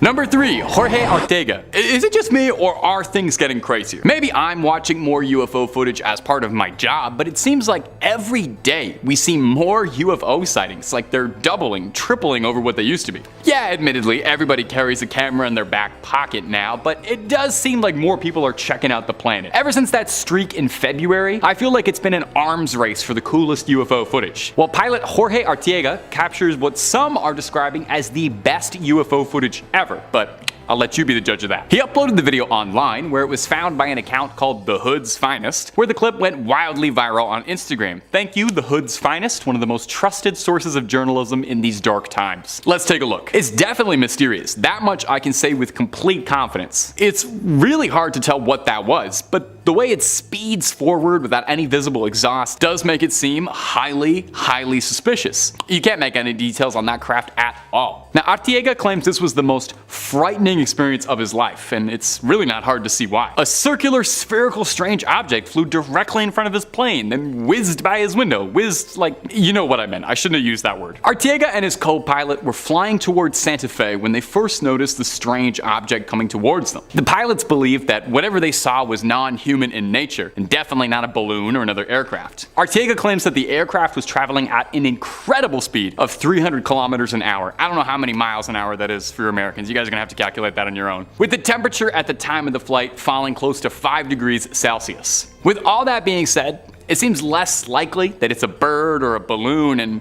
possibly something far more mysterious. As always, I love to hear your guys' opinion on stuff like this, so feel free to debate away in the comments if you think you've got an idea or an angle on this that I'm not seeing. We need as many eyes on this as possible. Of course, you can also just, I don't know, tell me something nice about your day. Tell me something that made you smile today. I love hearing about that too. Number 2, Chad Underwood. I think by now, if you're subscribed to the channel, and I hope you are, you've heard a thing or two about the Tic Tac UFOs that the Navy released videos of. In a lot of ways, these videos were kind of one of the first big steps for this recent surge of UFO, UAP stuff being taken kind of seriously, with these baffling videos leaked by the Navy that no one could explain. Although they were taken years and years ago, back in the halcyon days of 2004, the pilot who took the video has rarely spoken out about his experiences at all, for the understandable fear that he'd be lumped in with, quote, the little green men crazies that are out there. Well, I'm one of them, Chad Underwood, and I'm ready to believe you. Oh, Chad Underwood, that's the guy who filmed it. I don't know if I said that before. The story of the Tic Tac UFO began on November 10th, 2004, when radio operator Kevin Day reported seeing something odd and slow flying around the San Diego coast. It was moving approximately 140 miles an hour at a height of nearly 30,000 feet, so definitely not like any bird that I've ever heard of, and probably unlikely to be balloons. Commander David Fravor of the Black Aces identified the 40-foot-long white oblong-esque object hovering and exhibiting no exhaust, propulsion, but seemingly darting itself forward at impossible velocities. It was Chad Underwood's footage that got shared and went viral. Via infrared camera pods mounted on the plane, we get sightings of these mysterious Tic Tacs in action. And I wish I had something different to tell you for the end of this point, something a bit more dramatic and exciting, but nearly a decade later, and we are still absolutely no closer to understanding just what happened here, what's happening in these videos, what these crafts are, but maybe we'll get there soon. Like I said, there's supposed to be a document coming up in July that's going to reveal all sorts of new research and information the Pentagon's been working on, and maybe that will be the big one, or maybe it'll just also be nothing like it usually turns out to be. But who knows? And number 1, California Army Base. We all wonder if military bases are hiding advanced technology, right? Like all of us do that, it's not just me. Like what kind of secrets could be buried underneath Area 51? Wouldn't you want to know? It definitely seems like visitors from other worlds are just a bit curious too, as there was a mass sighting of possible UFOs out in the California desert, right above a military base, one Camp Wilson. Was it a sign of visitors scouting out the area, or technology from within being reverse engineered by the American government? Jeremy Corbell and George Knapp are a pair of ufologists, and they revealed the footage on their podcast, saying that the video and photos were shot all the way back in April 2021, but didn't appear until now, where a series of mysterious lights manifested above the base for 9 minutes, prompting the Marines to launch a significant air and ground response. You know, just in case this turned out to be like an Independence Day kind of sitch. The Marines fired flares at the UFO, and the craft disappeared just before the flares could illuminate what they were. Classic, that's just like every single UFO story, you know, right before the good part. The hosts of the podcast go on to say that there was no media coverage whatsoever of the incident. I mean, I don't really remember anybody talking about this in April 2021, but I also don't remember April 2021, so I'm not a trusted source. But since then, nothing really has come out about it. They got the tip from someone at the base, from a person who was was pretty high up, they quote. The tip was that there was more to this story that was being led on. Now, some viewers, some astute alien fans have pointed out a noticeable similarity between this incident and the Phoenix Light event in 1997, where a series of strange lights hovered over the city of Phoenix, witnessed by multiple people in the city, but unknown to everyone and to this day, unsolved. So what happened here? Just one more mystery we'll never get an answer to? I'm not sure, but I'll never stop looking. The truth is out there, and I want to believe. Number 5, David Grudge.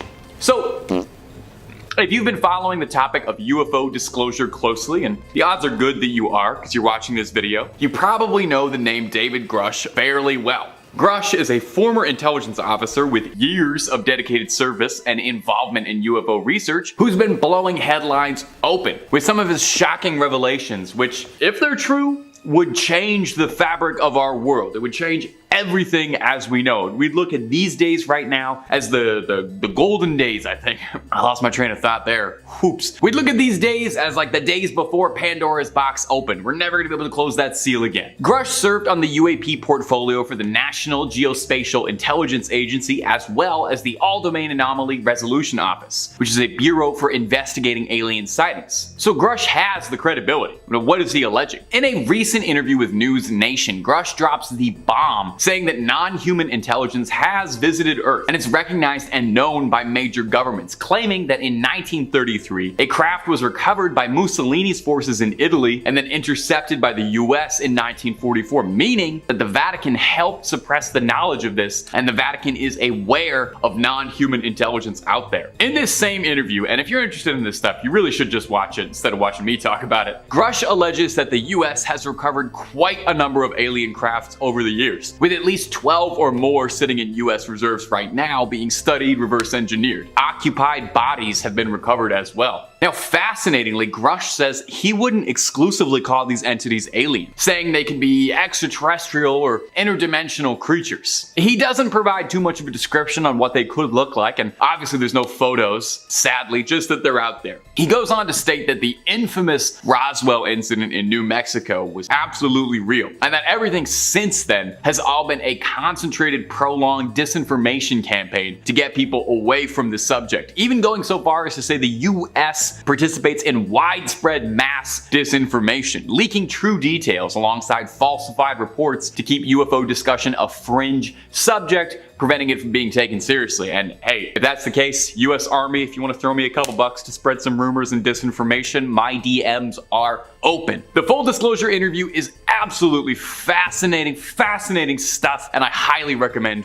you go seek it out after this video. But, you know, before you do that, you could always spend a little bit more time on Top 5 Scary, since we've got lots and lots and lots of alien and UFO videos for you to peruse and enjoy. And if that's not your thing, we've got something scary for everybody. Ghosts, goblins, ghouls, Frankensteins, true crimes, you name it. So hit subscribe, make sure you hit that little bell to not miss anything, but do that at the end of this video, okay? I got way more revelations and truths to blow open. Number 4, an Air Force engineer. Now, Grudge's forwardness is inspiring others to come forward with their own full disclosure. I mean, if they won't, we have to, right? An anonymous source claiming to be an aerospace engineer added an addendum to Grudge's interview on Reddit, claiming that they could corroborate some of his points. Take a listen, and obviously take a huge grain of salt as you're listening to all of this, as it is just someone typing on a computer, but I thought it was fairly interesting.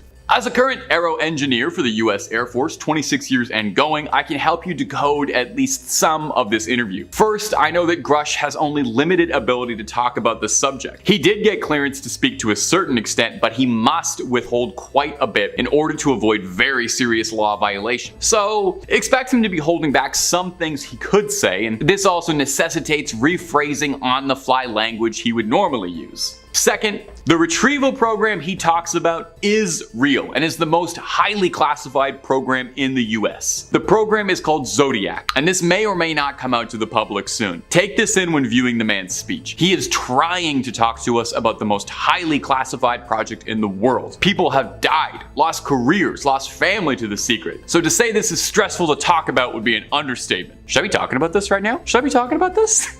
Am I gonna get the channel shut down? Third, when he shook his head talking about the spacecraft and alien, because we don't really think this is what they are. But this term is in common use publicly and is as close as we can describe the phenomena to general public and be understood. These things, these UAP, are much more than spacecraft. They are trans-medium interdimensional craft to the best of our knowledge. And the alien aspect, this is just the easiest term we have because we don't really know for sure what they are, but this term is close. At present, we consider most of these beings to be advanced biological AI.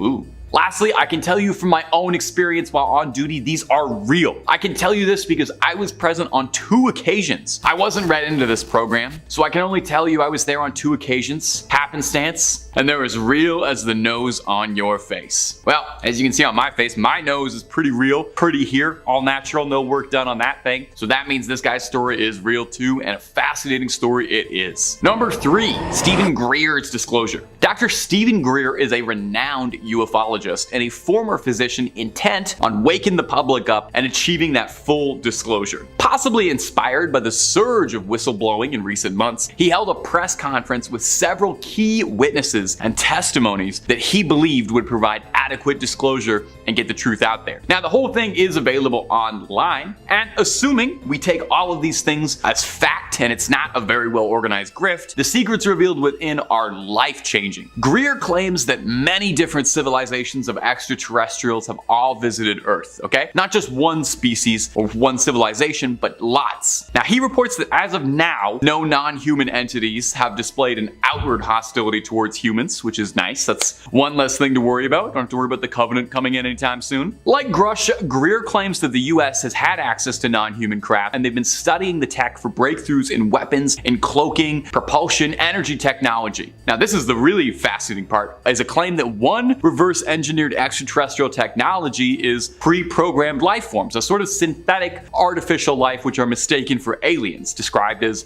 biosynthetic AI, which sounds very similar to what the aerospace engineer was talking about in the last point. So maybe they share a Google Drive and they're getting ideas from each other, or maybe they're onto something. Another huge bombshell is allegations that within the US government, there's a shadowy clandestine group that was established in the 50s that operates free from the government's wishes, and they conceal alien tech and hoard it from the rest of the world to further their own goals. They're apparently very good at targeting and downing extraterrestrial vehicles and possess the tech and manpower to threaten security. Now, these are bold claims, but in this day and age, it's going pretty difficult to ascertain what's a bold claim and what's the truth actually leaking through the cracks. I mean, everybody's talking about biosynthetic AI aliens. Maybe biosynthetic AI aliens are out there.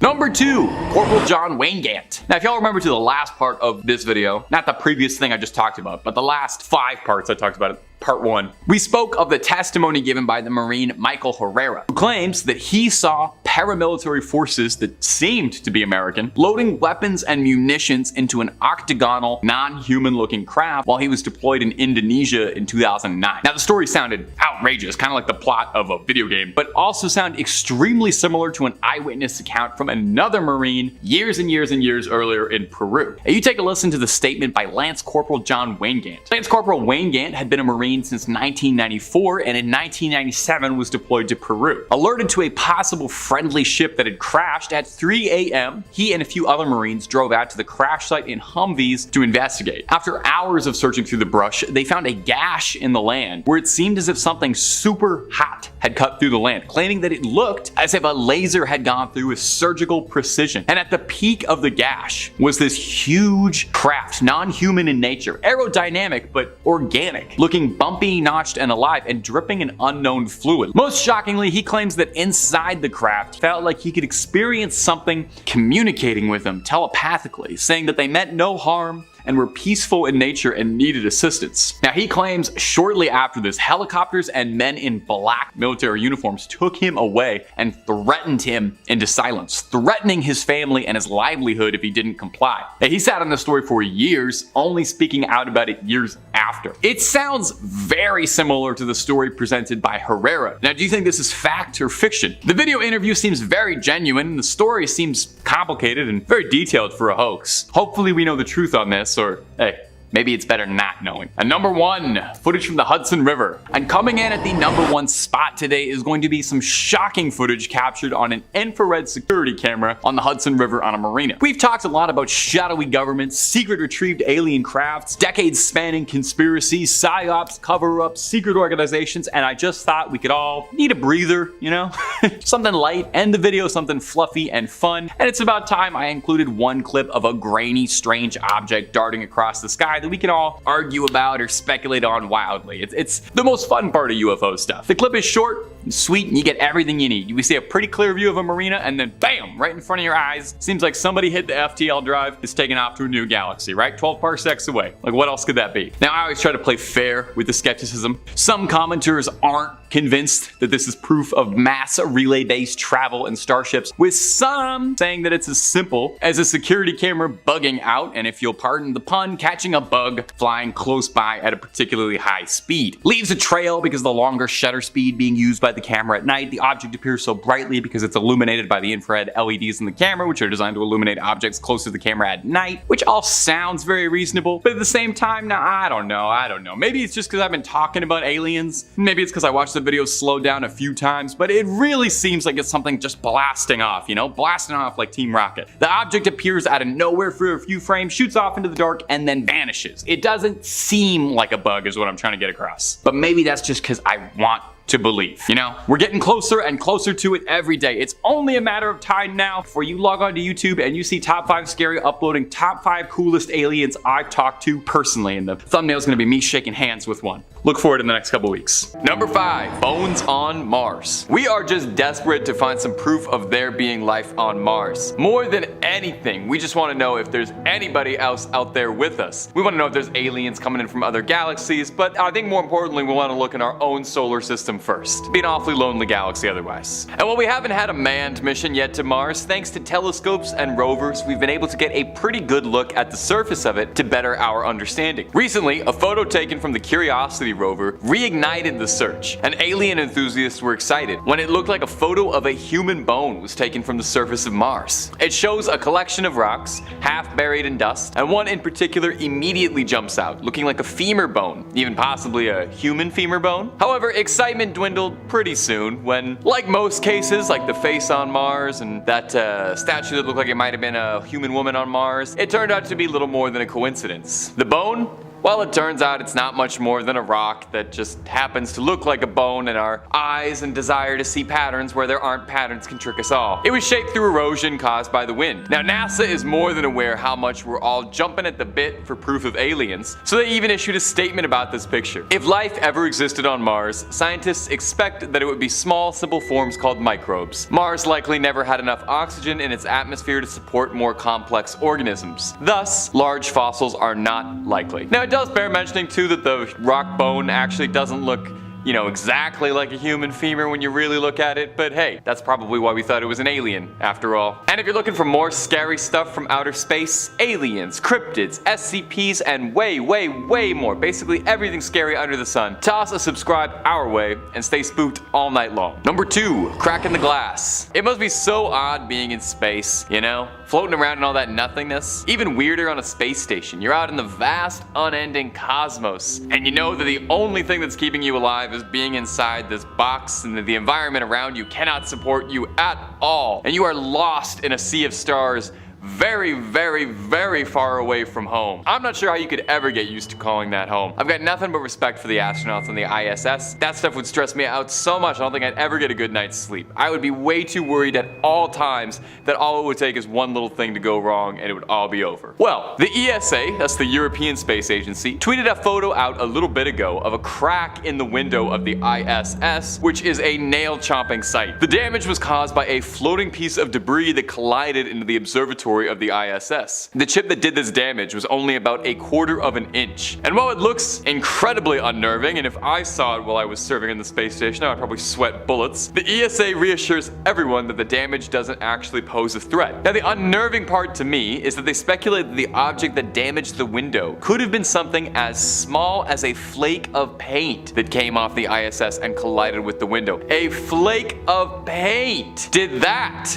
If your first thought was, well, what about something ever so slightly larger, the ESA has the same worry and has said that a piece of debris larger than 4 inches would be enough to completely shatter a satellite or a spacecraft wide open. That would probably prevent me from ever getting a good night's sleep, knowing that there's always a possibility something tiny could tear a hole open and have everyone sucked into space. Sweet dreams! The threat of space debris is a growing concern for NASA and the ESA and other space organizations, as debris keeps getting lost up there and isn't getting taken away. Nobody's taking out the cosmic trash. We've already messed Earth up pretty bad. It would be a galactic embarrassment if we trash out the stars. So next time they send some astronauts up there, bring a dirt devil or something. Maybe vacuum something up. Do your part. Number 3, dying star. When you're looking at a star, you're actually looking at a star as it was about 4,000 years ago. It's kind of out of date by the time you saw it. The speed of light, very, very fast, but it's not that fast. You see, stars live for hundreds upon millions of years, so when we're looking at them, they're practically an infant in the cosmic sense. But have you ever wondered what it might look like when a star does die? When a star finally croaks and kicks that celestial bucket? Well, thanks to billions of dollars in telescope technology, we can scratch that curiosity. Before the James Webb Telescope stomped onto the scene and stole the hearts and mind of the space community, the Hubble telescope was still the #1 name to trust in the big telescope community. It was capturing all sorts of dazzling and delightful images, including this lovely one of the star CW Leonis, captured as it was dying. Oh, and nobody did anything to help. You just watched it.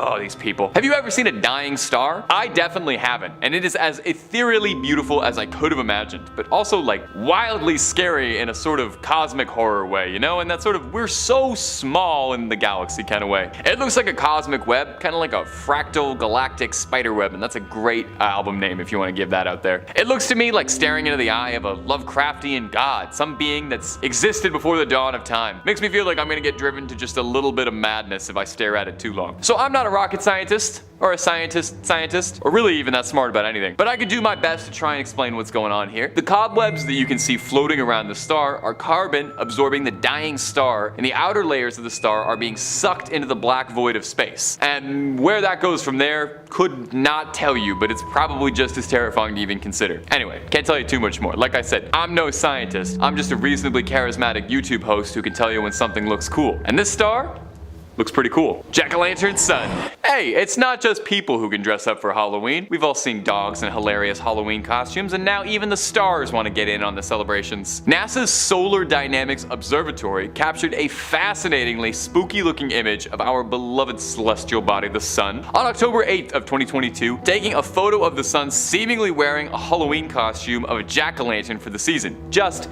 beautiful, really. Now, again, I'll do my best to explain what's happening here, but I'll be completely candid. I'm just writing down some words that I read on a NASA website, and I'm not 100% that I actually know what any of these mean, but I'll say them anyway for you. The active regions are areas of greater light and energy that appear in SDO images to flame outwards from the sun. This image has been edited slightly to highlight the ultraviolet active regions, since our regular eyes can't see ultraviolet light that easy. Does this mean this is what the sun has been looking like this entire time, and I just don't have the insight to know about the face on the sun? NASA shared this particularly festive image with the title Pumpkin Sun, and I think it's pretty easy to see where they're coming from in this one. This one straight up looks like just a giant cosmic jack-o'-lantern. The lights form 2 eyes, it's got a little nose and a wide, jagged, smiling mouth. Kinda makes it seem like there was a giant cosmic pumpkin carving contest out there in the skies. I kinda wish we could get this permanent for like the months of October. Would love to look up in the sky and I see a giant face staring back at me like I live in Clocktown from Majora's Mask. Yeah, this isn't the scariest point on this list, I can admit that, but it's a darn good photo and I think that's worth showcasing enough, is it not? And I mean, really, imagine looking up into the sky and seeing that looking back at you. I feel like you would assume it was the end of days and it was gonna start raining fire down upon the heavens. And number 1, that's no moon. Now what you're looking at right now is a picture of Saturn's moon Mimas. And I know what you're thinking.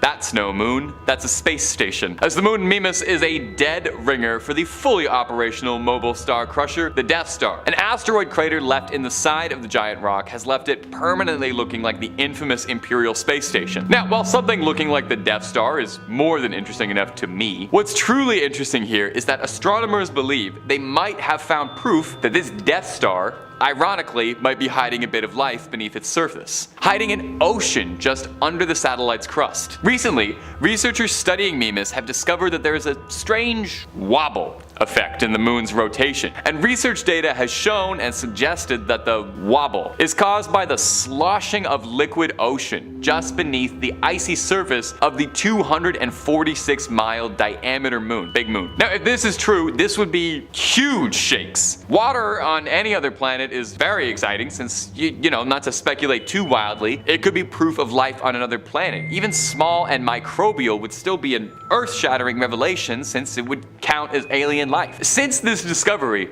scientists are starting to look at Mimas differently, since if this was true, it could mean this hunk of rock is a whole new type of world altogether. The possibility that it can sustain life and that our solar system might be a little more occupied than we'd previously thought, well, that would change everything. That's all we've been looking for in any of these videos, proof of alien life somewhere. Now, as far as I can tell, it doesn't look like Mimas has a giant laser capable of destroying a planet, so it's a fair bit nicer than the real Death Star, and hopefully they didn't make the same engineering mistakes and there's no structural ports or, oh, what was it called? No, I'm embarrassing myself as a Star Wars fan.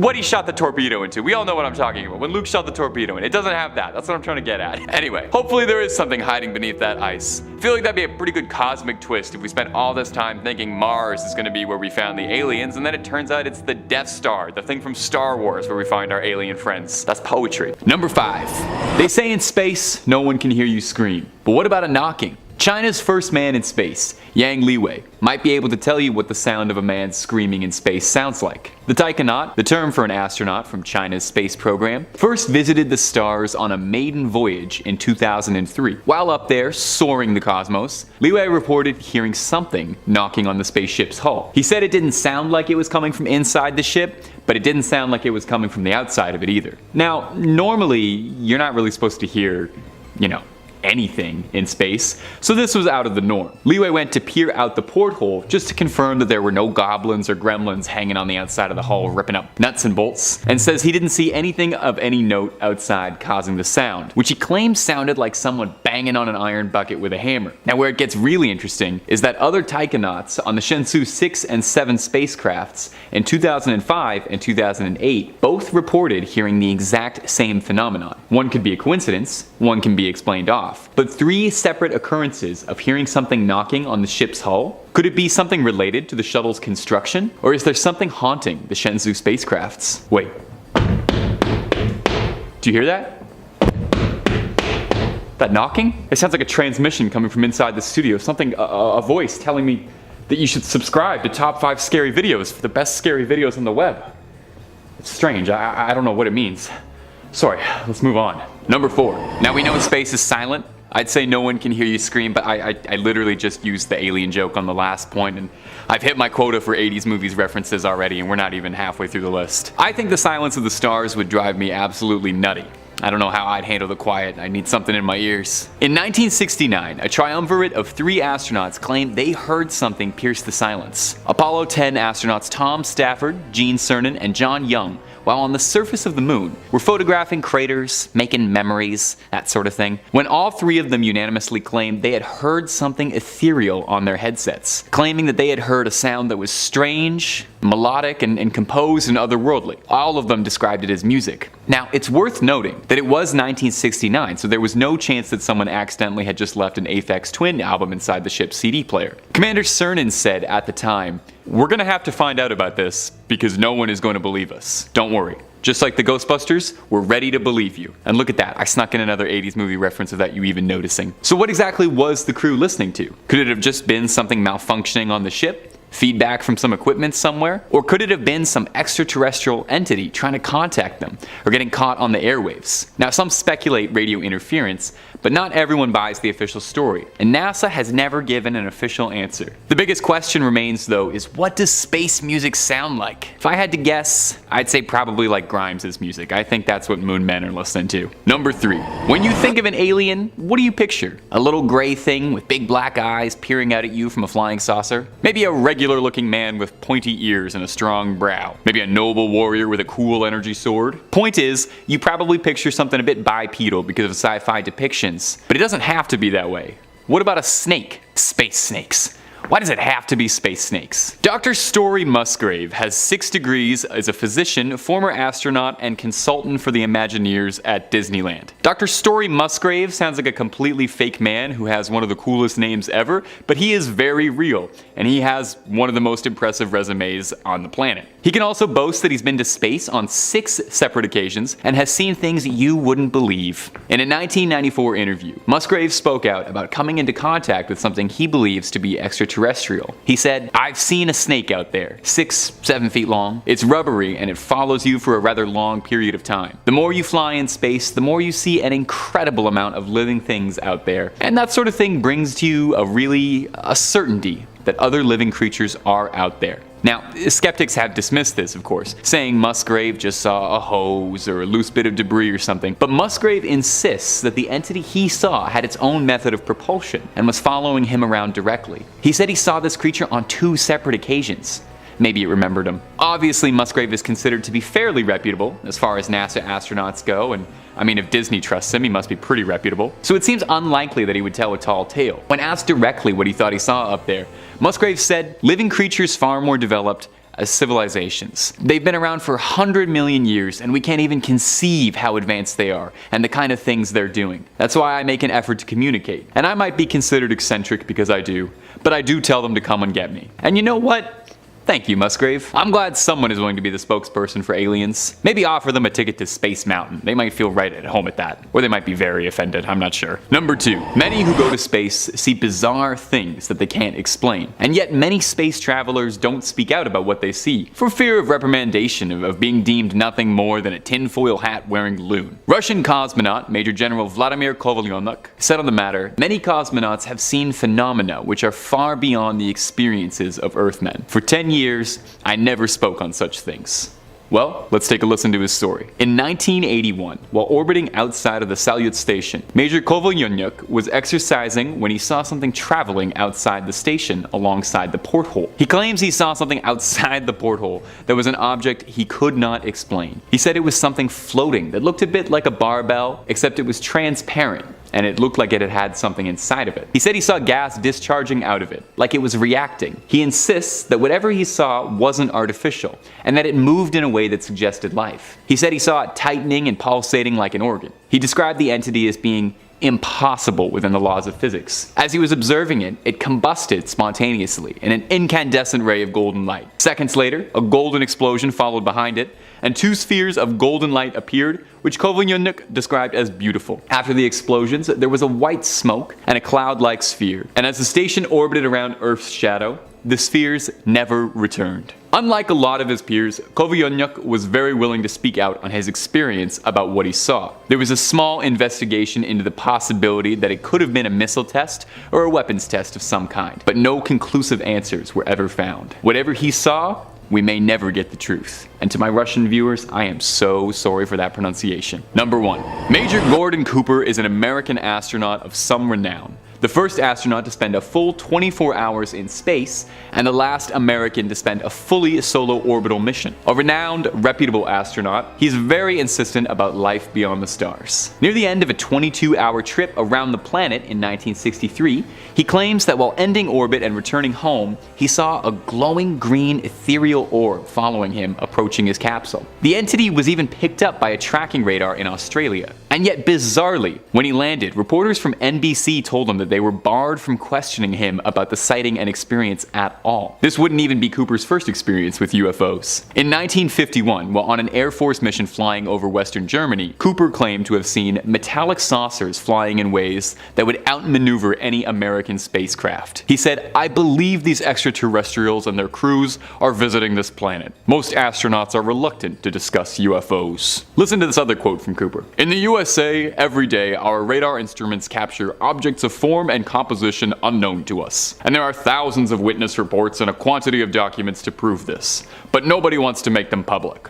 Why? Because authority is afraid that people may think of God knows what kind of horrible invaders. We have to avoid panic by all means." Now, it sounds like Cooper is alluding to a cover-up. Gordon Cooper isn't just some nut on the street barking out to whoever will listen, but a respected, experienced sailor of the stars. So is this why most stories of UFOs get buried? And astronauts who speak out about it are all labeled as sensationalists? All because NASA thinks that people can't handle it? I think we're ready. I think the stories are starting to come out there. The truth is out there, and we will find it. Starting off, we have the original Roswell sighting. One simply cannot discuss aliens, UFOs, or anything supernatural without mentioning that fateful summer of 1947. Rancher W.W. Mac Brazel had found wreckage on his property in Lincoln County, New Mexico, roughly 120 kilometers north of Roswell, sometime between mid-June and early July, describing it as rubber strips, tin foil, and thick paper. The ranch had no phone and no radio, leaving Mac completely unaware of the ongoing flying saucer craze, so he gathered the debris and just pushed it under some brush to dispose of it. This was not the first instance of a flying disc spotting in the region, with several stories already being reported to the press that year. On July 5th, Mac drove into Corona, where he heard stories of silvery flying discs, and 2 days later, on July 7th, made the decision to bring the wreckage into the sheriff's office in Roswell. The sheriff called in the Roswell Army Airfield, which assigned the matter to Major Jesse Marcel. Mac brought Major Marcel back to the debris site, and the two gathered up more pieces of rubber and tinfoil, with the Major taking the materials home. On July 8th, Public Information Officer for the Roswell Army, Walter Hott, issued a press release stating that personnel from the field's 509th Operations Group had recovered a flying disc near Roswell. On that same day, Major Marcel took the material to his base commander, Colonel William Blanchard, who reported the findings to General Roger Ramey at Fort Worth Army Airfield. FWAF for short. General Ramey ordered that the material be flown to Fort Worth immediately, leaving Marcel to board a B-29 Superfortress to make the flight. As soon as Marcel brought the material to General Ramey's office, both Ramey and his chief of staff, Colonel Thomas Dubose, identified the material as pieces of a weather balloon kite. The weather officer on duty explained to reporters that ray wind devices were used at around 80 weather stations across the country. The balloons were attached to a 6-pointed reflective device that looked like a silver star. After launch, the balloon would expand with increasing altitude before bursting at around 60,000 feet, with pieces dispersing in their fall to the ground. Now, after the initial newspaper reports of 1947, the Roswell incident faded from public attention for more than 30 years, until the late 1970s, which brings us to February of 1978, when UFO researcher Stanton Friedman interviewed Major Marcel, whose statements contradicted those he made to the press in 1947, saying they wanted some comments from him, but he wasn't at liberty to do that.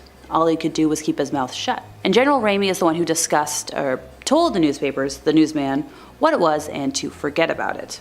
It's nothing more than a weather observation balloon. Of course, they both knew differently. Now, while he didn't elaborate on that statement, and I wish he did deny the popular theories at the time of any bodies being found near the debris. After the United States congressional inquiries, the General Accounting Office launched an inquiry and directed the Office of United States Secretary of the Air Force to conduct an internal investigation. A report released in 1994 concluded that the material recovered in 1947 was likely, keyword here, debris from Project Mogul, a military surveillance program employing high-altitude balloons in classified portions of an unclassified New York University project by atmospheric researchers. A scholarly consensus emerged concluding that the military had decided to conceal the true purpose of the crash device, allegedly nuclear test monitoring, and instead inform the public that the crash was of a weather balloon. The balloon had allegedly been launched from Alamogordo, Army Airfield a month earlier, carrying a radar reflector and classified Project Mogul sensors for experimental monitoring of Soviet nuclear testing. The Air Force reports were dismissed by UFO experts as being either disinformation or simply implausible. Yeah. Now, the scary part about all of this for me is counting how many times the government has changed its tale, expecting the general public to believe them each time. Which story do you believe? In fourth place, we have an anonymous report from 2013 from Athens, Texas. A retired military firefighter and commercial pilot, who is also a former astronaut, submitted his account of what happened around 10:15 p.m. on the evening of July 5th, 2013, to the National UFO Reporting Center, also known as NUFORC. He reported that he and his family were sitting outside, and when he looked up into the sky, he observed a fairly large orange glowing orb moving rapidly overhead at around 90 degrees of elevation. A minute or two later, his whole family spotted a group of 3 similar objects along the same flight path as the first one. The objects allegedly gave off no sound and seemed to glow from atmospheric heating. He and his family attempted to record the objects using their iPhones, although the grainy dark video was of no evidential use. A direct quote from him reads, "They moved much faster than orbital satellites, like the International Space Station, or airplanes, but much slower than meteors, and did not change brightness as a meteor would upon entering the atmosphere." So, if a former astronaut and pilot has no explanation for what he witnessed, what the heck was it? In the middle of our list today, we're discussing a San Antonio spotting of 7 donuts in the sky. On May 19th of 1952, an air crew flying an RB-36 reconnaissance aircraft reported spotting a series of, you guessed it, several donut shapes appearing in the sky, and were able to take photographs to accompany their incident report, which can be found in National Archives. The crew of 22 reported flying just north of Sonora when they originally spotted the phenomenon, stating that the plane was headed on a 301-degree heading at 18,000 feet, with relatively calm winds for that altitude. At 8:05 p.m., the objects appeared just to the left of the bomber's nose, at a range estimated by the crew to be around 80 to 120 kilometers ahead. The objects were stacked vertically from approximately 25,000 feet to 60,000 feet. And even with all the photographs and drawings, there is still no definite answer as to what was spotted. In second place, we have the Washington Flap. At 11:40 p.m. on Saturday, July 19th of 1952, Edward Nugent, an air traffic controller at the Ronald Reagan Washington National Airport, try saying that 5 times fast, spotted 7 objects on his radar. The objects were around 24 kilometers south-southwest of the city, not following any established flight paths, and no known aircrafts were in that area. Edward's superior, Harry Barnes, a senior air traffic controller at that airport, watched the objects on the radarscope, later writing that they knew immediately that a very strange situation existed. Their movements were completely radical compared to those of any ordinary aircraft they knew of. Harry had 2 controllers check Edward's radar, and they found it was working pretty normally. He then called a National Airport's radar-equipped control tower, and the controllers there said that they had unidentified blips on their radar screen, and that a hovering bright light in the sky was moving at speeds they couldn't understand. Now at this point, other objects appeared in all sectors of the radar scope, and when they moved over the White House and the United States Capitol, Harry then called the Andrews Air Force Base, which was located around 10 miles away. Although they reported that they had no unusual objects on their radar, an airman soon called the base's control tower to report the sighting of a strange object. Airman William Brady, who was in the tower, saw an object that appeared to be an orange ball of fire, trailing a tail, saying it was unlike anything he had ever seen before.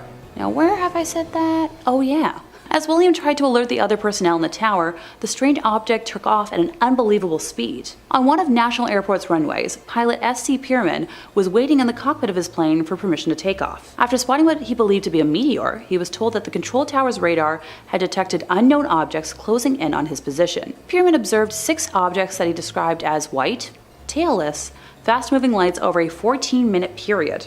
He was in radio contact with Harry during his sighting, and Harry later reported that each sighting coincided with a pip that could be seen near his plane. When he reported that the light streaked off at a high speed, it disappeared on their scope. Now meanwhile, back at the Andrews Air Force Base, Staff Sergeant Charles Davenport observed an orange-red light to the south, where the light would appear to stand still, then make an abrupt change in direction and altitude, with the phenomena happening over several times. At one point, both radar centers at National Airport and the radar at Andrews Air Force Base were tracking an object hovering over a radio beacon. The object vanished in all 3 radar centers at the same time. At 3 a.m., shortly before 2 United States Air Force F-94 Starfire jet fighters, I'm really getting to know my airplanes today, from Newcastle Air Force Base in Delaware arrived over Washington. All of the objects vanished from the radar at National Airport. However, when the jets ran low on fuel and left, the objects returned, which convinced Harry that the UFOs were monitoring radio traffic and behaving accordingly. Now, the objects were last detected by radar at 5:30 a.m.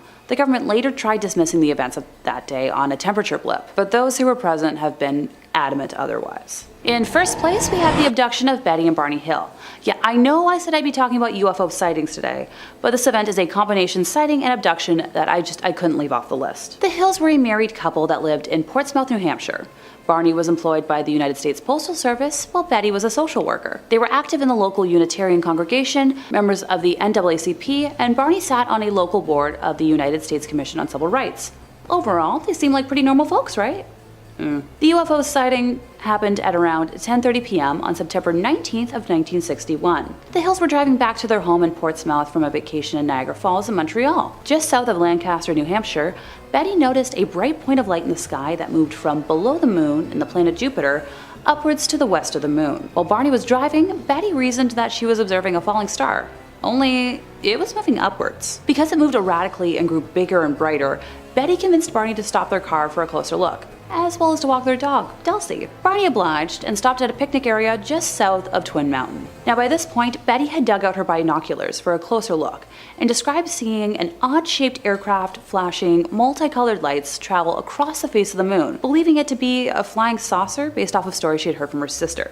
Now taking his turn with the binoculars, Barney thought it was just a commercial plane at first, but soon changed his mind because without looking as if it had turned, the craft rapidly descended in his direction, causing him to realize something was wrong. The Hills said they continued driving on the isolated road, moving very slowly towards Franconia Notch in order to observe the object as it came even closer. At one point, the object passed above a restaurant and signal tower on top of Cannon Mountain and came out near the Old Man of the Mountain. Betty testified that it was at least 1.5 times the length of the granite cliff profile, which was 40 feet long and it seemed to be rotating. At one point, the object descended rapidly towards their vehicle, causing Barney to stop in the middle of the highway. The huge silent craft hovered at around 80 to 100 feet above the Hills' 1957 Chevrolet Bel Air and filled the entire field of view in the windshield. Barry stepped away from the vehicle and moved closer to the object, which he later said was roughly the size of a huge pancake.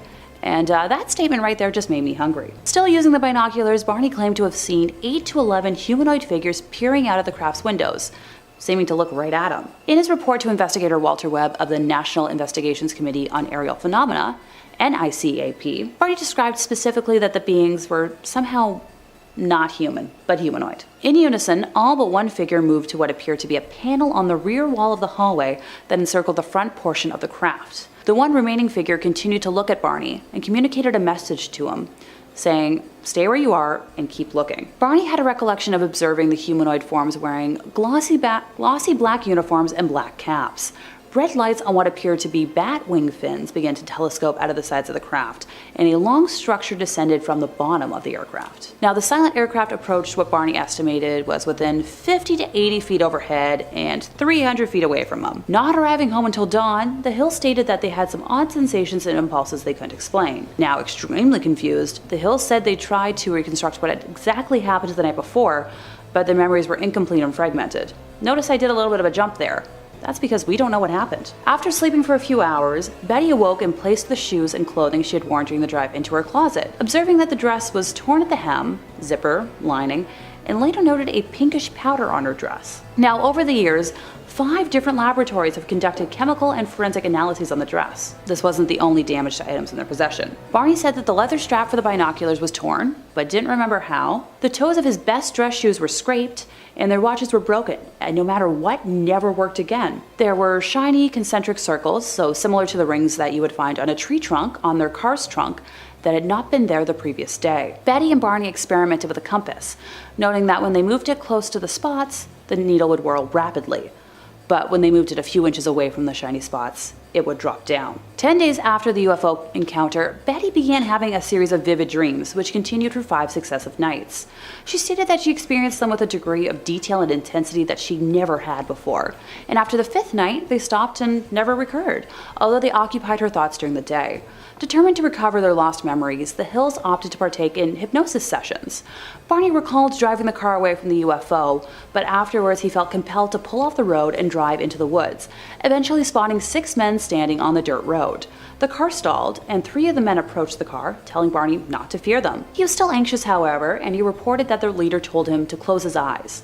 While hypnotized, Barney said, "I felt like the eyes had pushed into my eyes," a statement he would repeat each session. The best anyone has been able to rebut what happened was claiming stress and sleep deprivation as the cause of what they saw and experienced. I'll admit, I'm usually much more of a skeptic, but this seems pretty dang real to me. In 5th place, we have Planet 9. So in April of 2016, the New York Post tweeted that a newly discovered planet could destroy Earth as soon as that month. Now, obviously we're all still here, unless we've been replaced by AI or holograms without my knowledge. Honestly, 2016 was the year I transitioned from high school to university, and 'twas a very chaotic year for me. The newspaper was referring to Planet 9, a theoretical planet at the edge of the solar system. Based on earlier considerations, this hypothetical super-Earth-sized planet would have had a predicted mass of 5 to 10 times that of the Earth, an elongated orbit 400 to 800 times as far from the Sun as the Earth. So expert astronomers have suggested that Planet 9 may be the core of a giant planet that was ejected from its original orbit by Jupiter during the genesis of the solar system, captured from another star, once a rogue planet, or that it formed on a distant orbit and was pulled into an eccentric orbit by a passing star. An accompanying video also claimed that the new planet would be throwing all sorts of asteroids and comets at Earth, which would supposedly end up pummeling our planet. Astronomers are actively looking for it to explain motions of some objects in the icy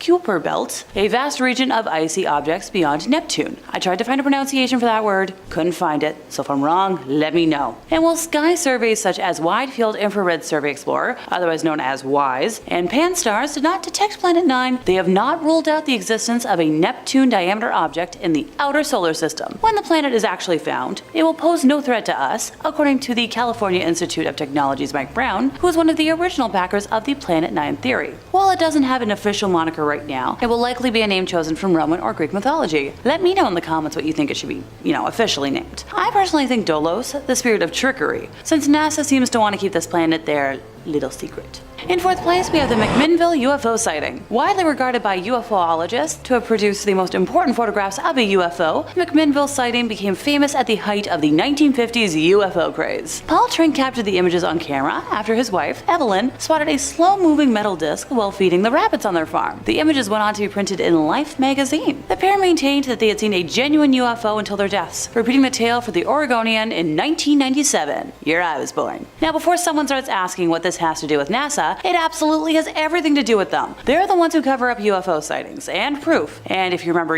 my last point, I'm pretty sure they have a hand in covering up government proof as well. Now, to elaborate on this event, Evelyn Trent started yelling for her husband at about 7:45 p.m. on the evening of May 11th, 1950. She was feeding the rabbits in the yard of the couple's Dayton farm when she saw what she described as a good-sized parachute canopy without the strings. Only silver, bright, mixed with bronze. She later elaborated that it was as pretty as anything she ever saw. Evelyn ran into the house, found her husband and their camera, and the duo raced back into the yard. Paul Trent also spotted what he described as a round, shiny, wingless object hovering in the sky. The 43-year-old farmer managed to take 2 photographs before the flying object disappeared into the evening mist. Fun fact, they're the most famous photos ever to come out of Yamhill County. The McMinnville Telephone Register and the Oregonian published the images in June of 1950, a month after Paul Trent took them. So the delay was because he had to finish off the roll before getting the images developed. Such a struggle sometimes. Life magazine followed the Oregon newspapers, offering its national audience, a gander at the unidentified flying object. Soon, because of this, a U.S. Air Force investigator came to the Trent farm, and while explaining the event to the officer, Paul said that the object was coming in towards them and seemed to be tipped up a little bit. He emphasized it was very bright, almost silvery, and made no noise. The investigator had heard such stories before, since once again, this was the golden age of UFO sightings. But while most alien craft tales are easily debunked after being discovered to be weather balloons or private planes or obvious hoaxes,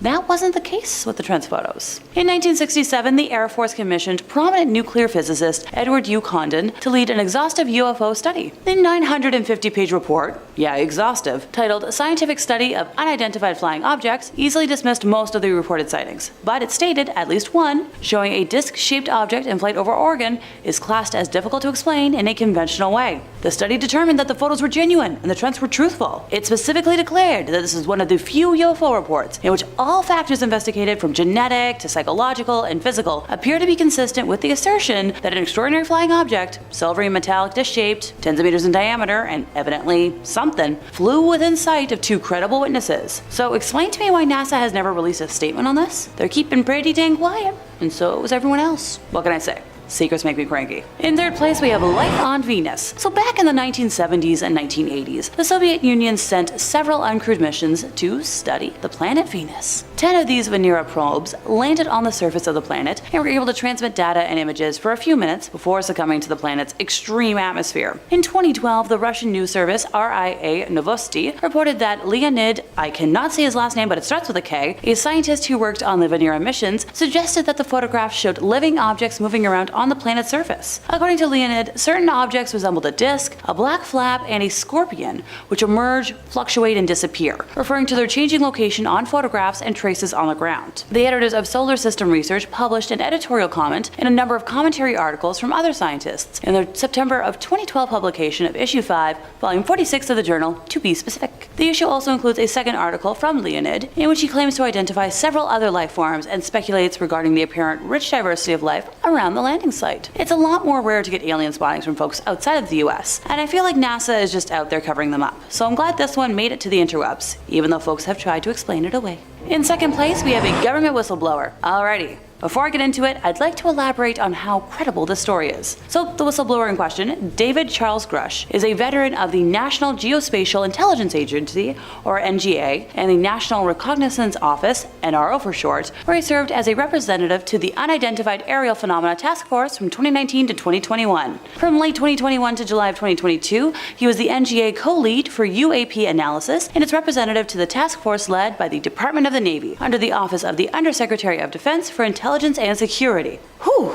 At the NGO, David served as a Senior Intelligence Capabilities Integration Officer, cleared at the Top Secret Compartment Information level. From 2016 to 2021, he served with the National Reconnaissance Office as Senior Intelligence Officer and led the production of the NRO Director's Daily Briefing. He was a GS-15 civilian, the military equivalent of a colonel, and has numerous awards and decorations for his participation in covert and clandestine operations to advance American security. I don't know about y'all, but I think this is our most credible witness yet. So David said the recoveries of partial fragments through and up to intact vehicles have been made for decades through present day by the government, its allies, and defense contractors. He said that craft recovery operations are ongoing at various levels of activity, and that individuals on these UAP programs have approached him in his official capacity and disclosed their concerns regarding a multitude of wrongdoings, such as illegal contracting against the federal acquisitions regulations, and other criminality and the suppression of information across a qualified industrial base and academia. Associates who vouched for David said his information was highly sensitive, providing evidence that materials from objects of non-human origin are in the possession of highly secret black government programs. Wow. Multiple government witnesses to boot. Although locations, program names, and other specific data remain classified, the Inspector General and Intelligence Committee staff were provided with these details. Analysis has determined that the objects retrieved are of non-human origin based on the vehicle morphologies and material science testing and the possession of unique atomic arrangements and radiological signatures. The investigation was centered on extensive interviews with high-level intelligence officials, some of whom are directly involved with the program, and they corroborated his information. David is certain that the information has been illegally withheld from Congress to intentionally thwart legitimate congressional oversight of the UAP program. He has also filed a complaint alleging that he suffered illegal retaliation for his confidential disclosures. In his statements, David claimed that UFO legacy programs have, long been concealed within multiple agencies nesting UAP activities in conventional secret access programs, without appropriate reporting to various oversight authorities. According to the unclassified complaint, in July of 2021, he had confidentially provided classified information to the Department of Defense Inspector General concerning the withholding of UAP-related information from Congress. Christopher Mellon, who spent nearly 20 years in the U.S. intelligence community and served as the Deputy Assistant Secretary of Defense for Intelligence, has worked with Congress for years on unidentified aerial phenomena, UAP for short. He has mentioned that a number of well-placed current and former officials have shared detailed information with him, including the location where a craft was abandoned and recovered. He claims the reason more folks haven't come forward is due to a lack of trust in the leadership of the All-Domain Anomaly Resolution Office, established by Congress. The assumption that the United States alone has bullied the other nations into maintaining the secrecy for nearly a century continues to uphold as the primary consensus amongst the public at large. So you're telling me that credible US government officials have been adamant that the government is hiding things? Sounds right to me. In first place, we have Viking lander aliens. A woman who claims to be a former NASA employee claims to have seen evidence of the most monumental cover-up in space history back in 1979, when she saw two human figures in spacesuits walk calmly towards the Viking lander across the Martian surface. Going by Jackie, she claimed to have been working for NASA, handling downlink telemetry from the lander, which was the first vehicle to send back images of Mars' surface, when she saw two people walking on the surface. She and 6 colleagues were watching the Viking rover, bustling about all over various screens when she spotted 2 men in spacesuits, which were not the bulky suits that they normally used at the time, but looked safe. They came over the horizon, walking, right to the Viking Explorer. Naturally, some folks have claimed that the humans may have just been there to polish the lander's solar panels, but, That seems a little odd, considering if there were, just humans there, they could have just filled the lander with petrol instead, or take the photographs themselves. Jackie claims that while the folks were maintaining the equipment, their video feed was suddenly cut off without explanation, and when they rushed upstairs for answers, the door leading to the room controlling the equipment was locked, with paper taped over every crevice to avoid anything being seen. Hello? Suspicious red flag alert. If you don't understand how scary cover-ups are and why this is ranked so highly, then I worry about how blasé you are. Other theorists claim there were secret landings on Mars in the 60s, and the Apollo landings were actually a cover-up for wider exploration of the solar system. Former CIA pilot John Lear claims that NASA landed on Mars in 1966, and that humans adapted to breathe the thin Martian atmosphere. Nigel Watson, author of the Haynes UFO Investigations Manual, said that these accounts of secret space missions seem to be growing in number, and remind him of the infamous Project Serpo. Yep, I'll sidetrack. In November of 2005, a contact called Anonymous, who said they worked for the US Defense Intelligence Agency, started sending information about an extraordinary alien exchange program called Project Serpo. Basing his claims on a 3,000-page document written in the late 1970s, he boldly claimed that 6 aliens were recovered from the Roswell crash. Claims that aliens living and or dead were recovered from the Roswell crash are nothing new, but in this case it was stated that an alien survivor from the crash, called EBE-1, helped to organize 12 specially trained people to visit his home planet, Serpo, in the Zeta Reticuli solar system. This mission occurred in 1965 and they remained there until 1978. During their stay, 2 of them died, 2 remained on the planet, and the rest, after returning to Earth, have died because of the high levels of radiation they were exposed to. I'm just saying, NASA has admitted that there are many things out there that we do not know about, and that UFOs are indeed real. So, what other secrets are they hiding? I swear between them and the US government, I wish I could file a million Freedom of Information pieces. In 5th place, we have a 2014 secret mission in Africa. At the time, a NASA official confirmed that one of the agency's aircrafts had been spotted on an American military airstrip in eastern Africa, but like a series of US military officials, declined to say what the space agency's high-tech bird was doing there. Seriously, he gave the most legalese answer ever. Enjoy chuckling at this statement. I really can't give you any of the details. The airplane was there, you see it in the picture, but I really can't tell you what it was for. A big from me. Anyone else? The broad-winged white plane belonging to the agency was photographed by the satellite company Digital Globe sitting next to some tilt-rotor aircraft at Camp Lemonnier in Djibouti. A NASA website that tracks the agency's 3 WB-57s shows that one of its planes, number 926, was on a foreign deployment from July to November of that year. A NASA handbook for the WB-57 posted online lists 14 international deployment sites for the aircraft around the world, but the American base that we just mentioned isn't one of them. The Pentagon declined to answer any questions about a NASA aircraft in Djibouti,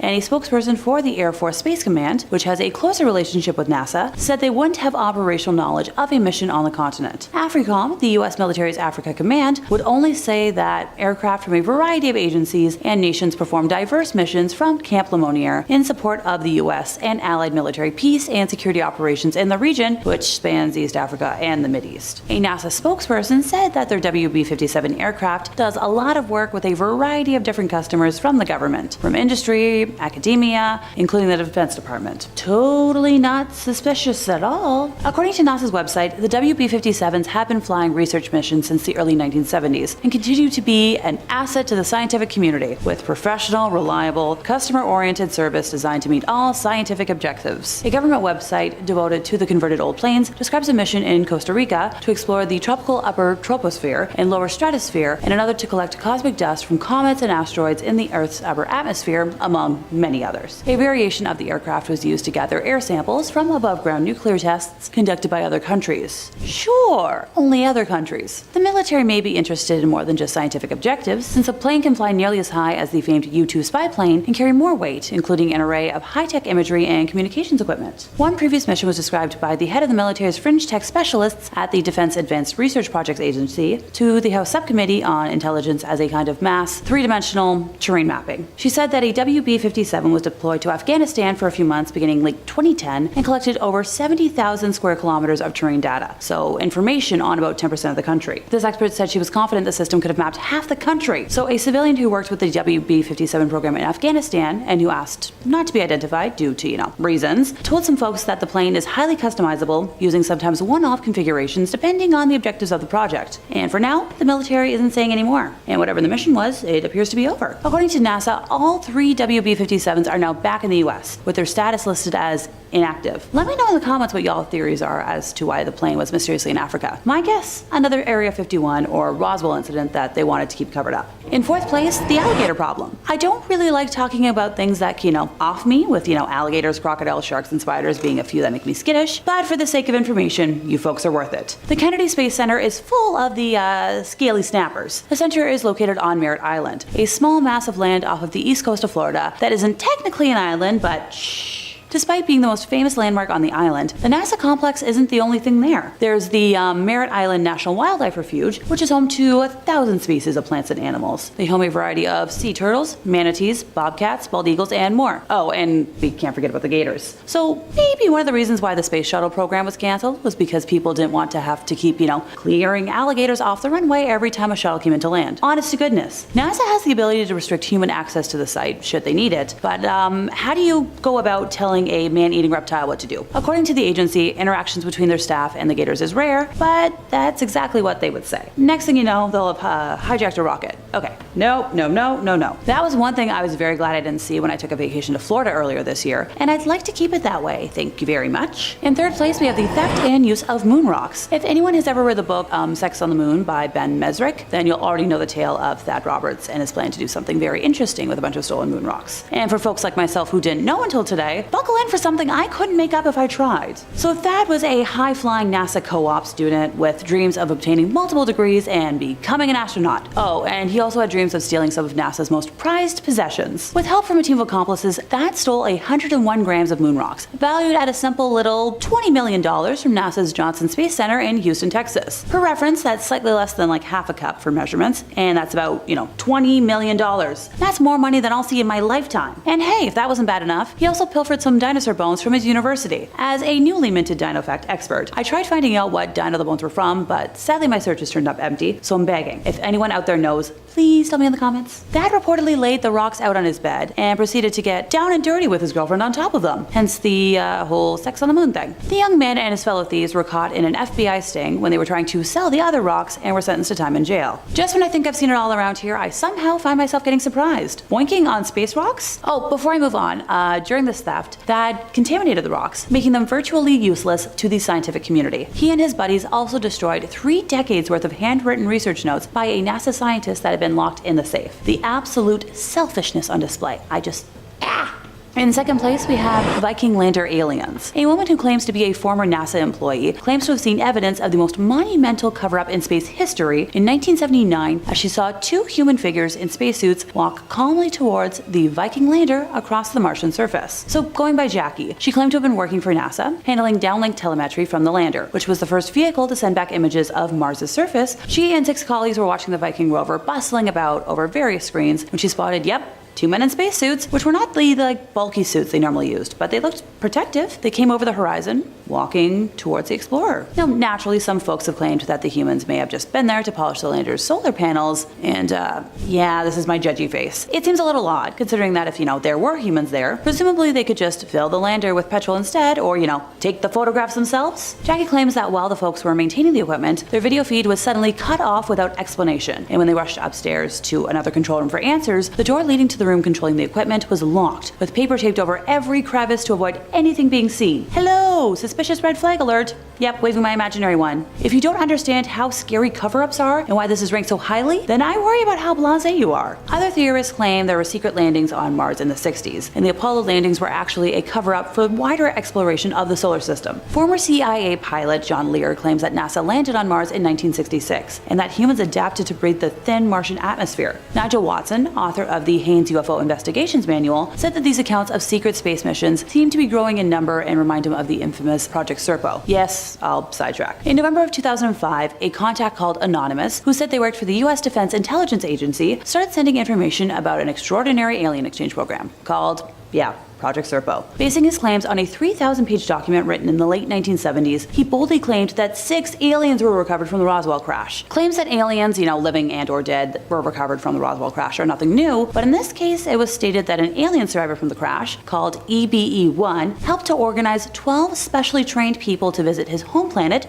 Serpo, in the Zeta Reticuli solar system. This mission occurred in 1965, and they remained there until 1978. During their stay, 2 of them passed away, 2 remained on the planet, and the rest, after returning to Earth, have passed away because of the high levels of radiation they were exposed to on Serpo. I'm just saying, NASA has admitted that there are many things out there that we do not know about, and that UFOs are indeed real. So what else are they hiding? I swear, between them and the US government, I wish I could file like a million Freedom of Information pieces. In first place, we have Operation Paperclip. Alrighty, goofy word time. YouTube land doesn't really like a lot of the words to do with World War II, so bear with me while I talk about the Yahtzees and more. The Third Reich had built up a huge bank of scientists, engineers, and technicians over the course of World War II. And after, the conflict ended, the US wanted to use some of their knowledge for their own gain. Thus came Operation Paperclip, a plan to rehouse hundreds, if not thousands, of former Yahtzee scientists in the US and put them to work on various projects. One such project was, you guessed it, the early days of NASA. Conducted by the Joint Intelligence Objectives Agency, it was largely carried out by special agents of the US Army's Counterintelligence Corps. One of the people brought over in Operation Paperclip was Kurt DeBoos, a former V-2 rocket scientist. He was transferred over to NASA in 1960, and in just over 2 years was named the first ever director of its launch operations center. From there, he oversaw hundreds of rocket launches and played a pivotal role in the preparations for the moon landings. At the time, President Truman spent 16 months before making his decision to approve Operation Paperclip. Several of the Paperclip scientists were later investigated because of their links with the Yahtzee Party during the war. Only one Paperclip scientist,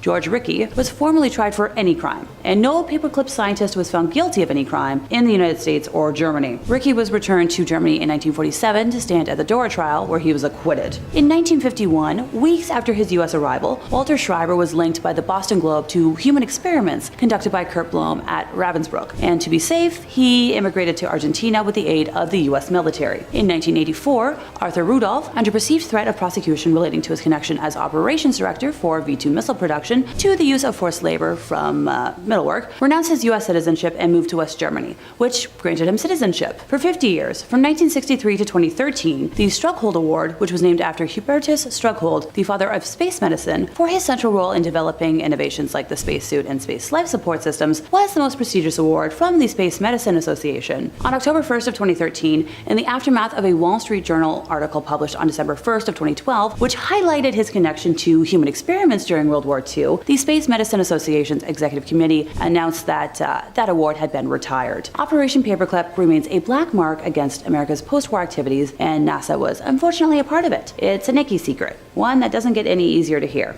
At number 5 is advanced alien technology. Before you guys come at me and call me some sci-fi nut, hear me out. For aliens to get to Earth, they would need highly complex and state-of-the-art technology to create spacecrafts that safely take them from galaxy to galaxy. While this is something most people are aware of, the true nature of alien technology still remains a secret. In the momentous Grudge hearing, he goes on to explain that the United States government is currently harboring and hiding alien technology and life. He claimed that the US has retrieved multiple crashed UFOs, some with aliens still inside, and upon retrieval, they picked them apart in order to research their technologies. However, we still have zero information on what exactly they've found and what futuristic technical knowledge they have attained. We have a general idea of the great danger that we may be in when in contact with an alien threat, but the full extent of that danger remains hidden. We can only assume that the US is in the process of deciphering the secrets to making our own UFOs, which we could use to explore other planets within and outside our solar system, and perhaps even colonize them. But we might not have to wait for very long before we discover what it is we know and what it is we don't know. Harvard professor Avi Loeb has been in Papua New Guinea investigating a meteor that crashed in the neighboring ocean in 2014. This specific meteor was of great interest, as when it crashed, it moved at speeds that are too fast for it to be gravitationally bound to the sun, and that the material it's made of was significantly tougher than that of other meteors. These traits indicate that the meteor could in fact be some sort of spacecraft or piece of alien technology. Upon finally finding the interstellar rock, Loeb and crew found microscopic, marble-like objects made of an alloy never before seen in our solar system. If these small marbles are confirmed to be artificial, then we could be stumbling upon the first confirmed pieces of genuine extraterrestrial technology. My theory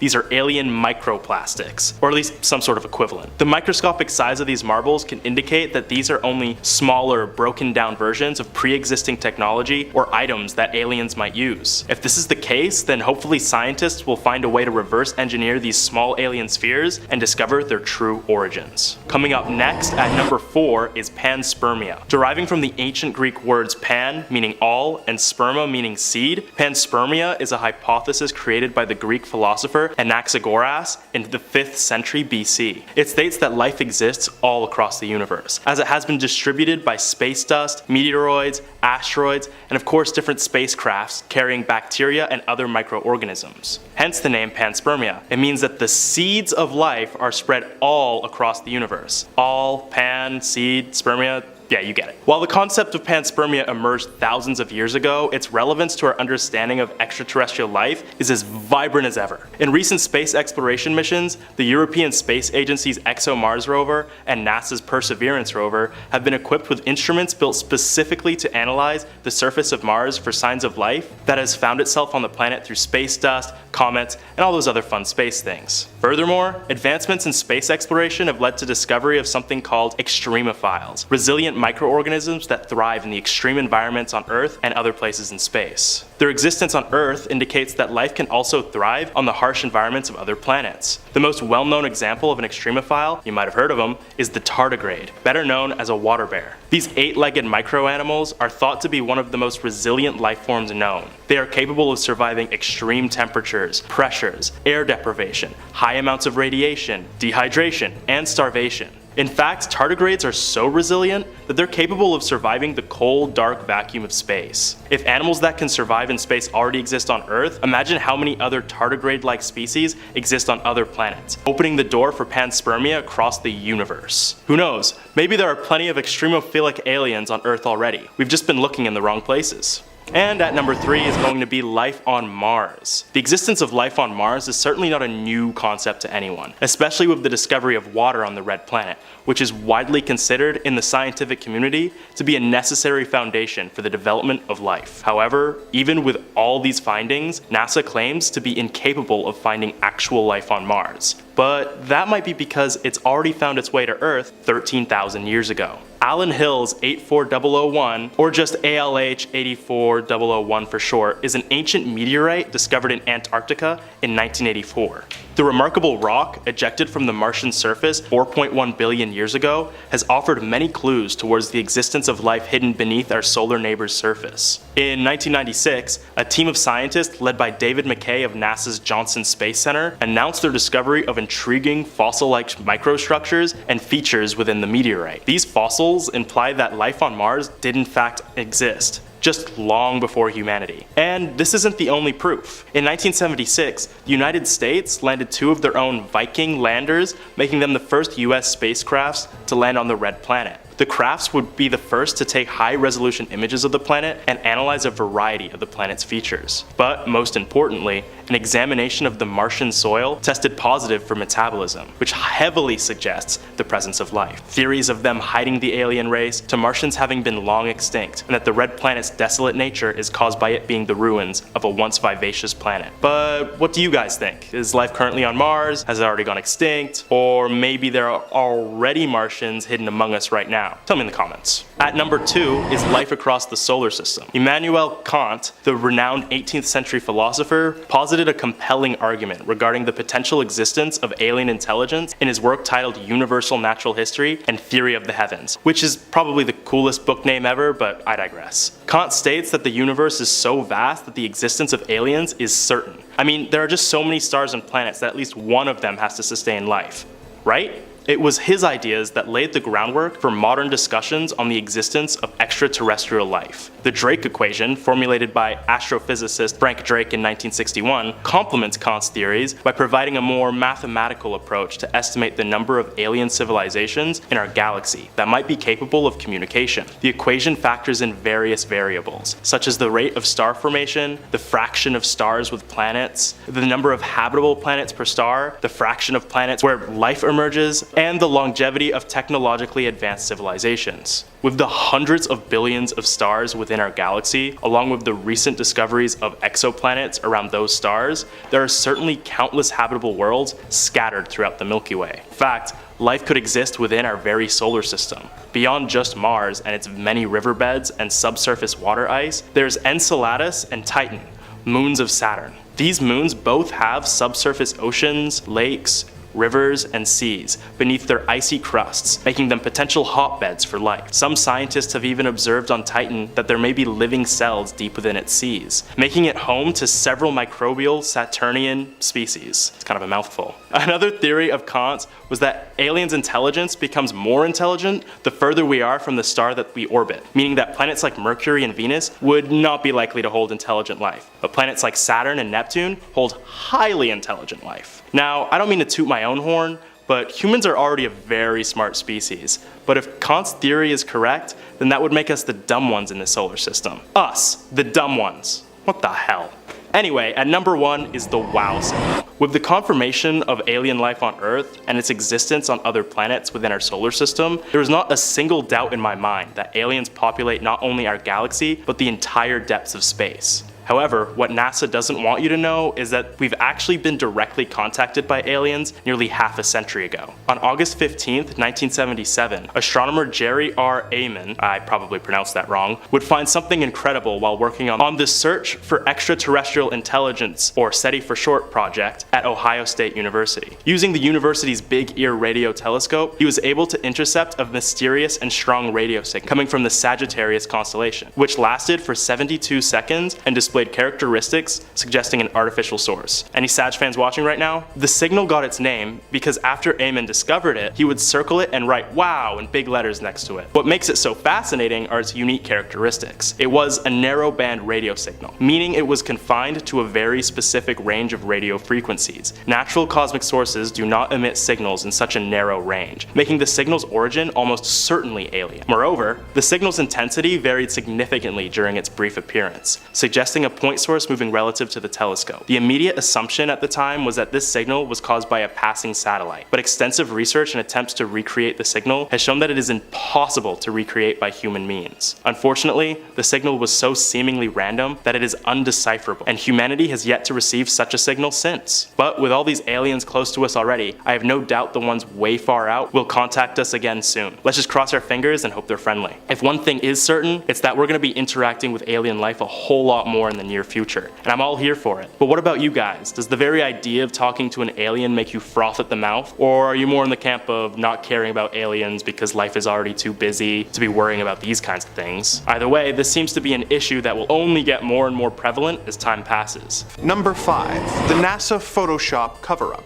The most recent of the incidents on this list is the accusation from prominent UFO hunter Scott C. Waring that NASA is editing archival photos to remove alien craft in an effort to hide the existence of extraterrestrials from the people of Earth. As evidence of this, he posted a photo from the 1968 Apollo 7 mission that he claims shows a UFO on his blog, saying that the craft he saw in 2013 had been edited out of the photo by 2015. As he himself put it, "Guys, I discovered this UFO back in 2013 and NASA used my website to edit it out by 2015. Now I have found them in the US National Archives. They have accidentally saved the original Apollo 7 photo with the UFO in it. The photo in question shows a black object seemingly floating below the Apollo 7 spacecraft and above the planet. The supposedly edited photo does not show the small black object." Waring expressed his concerns in the following quote,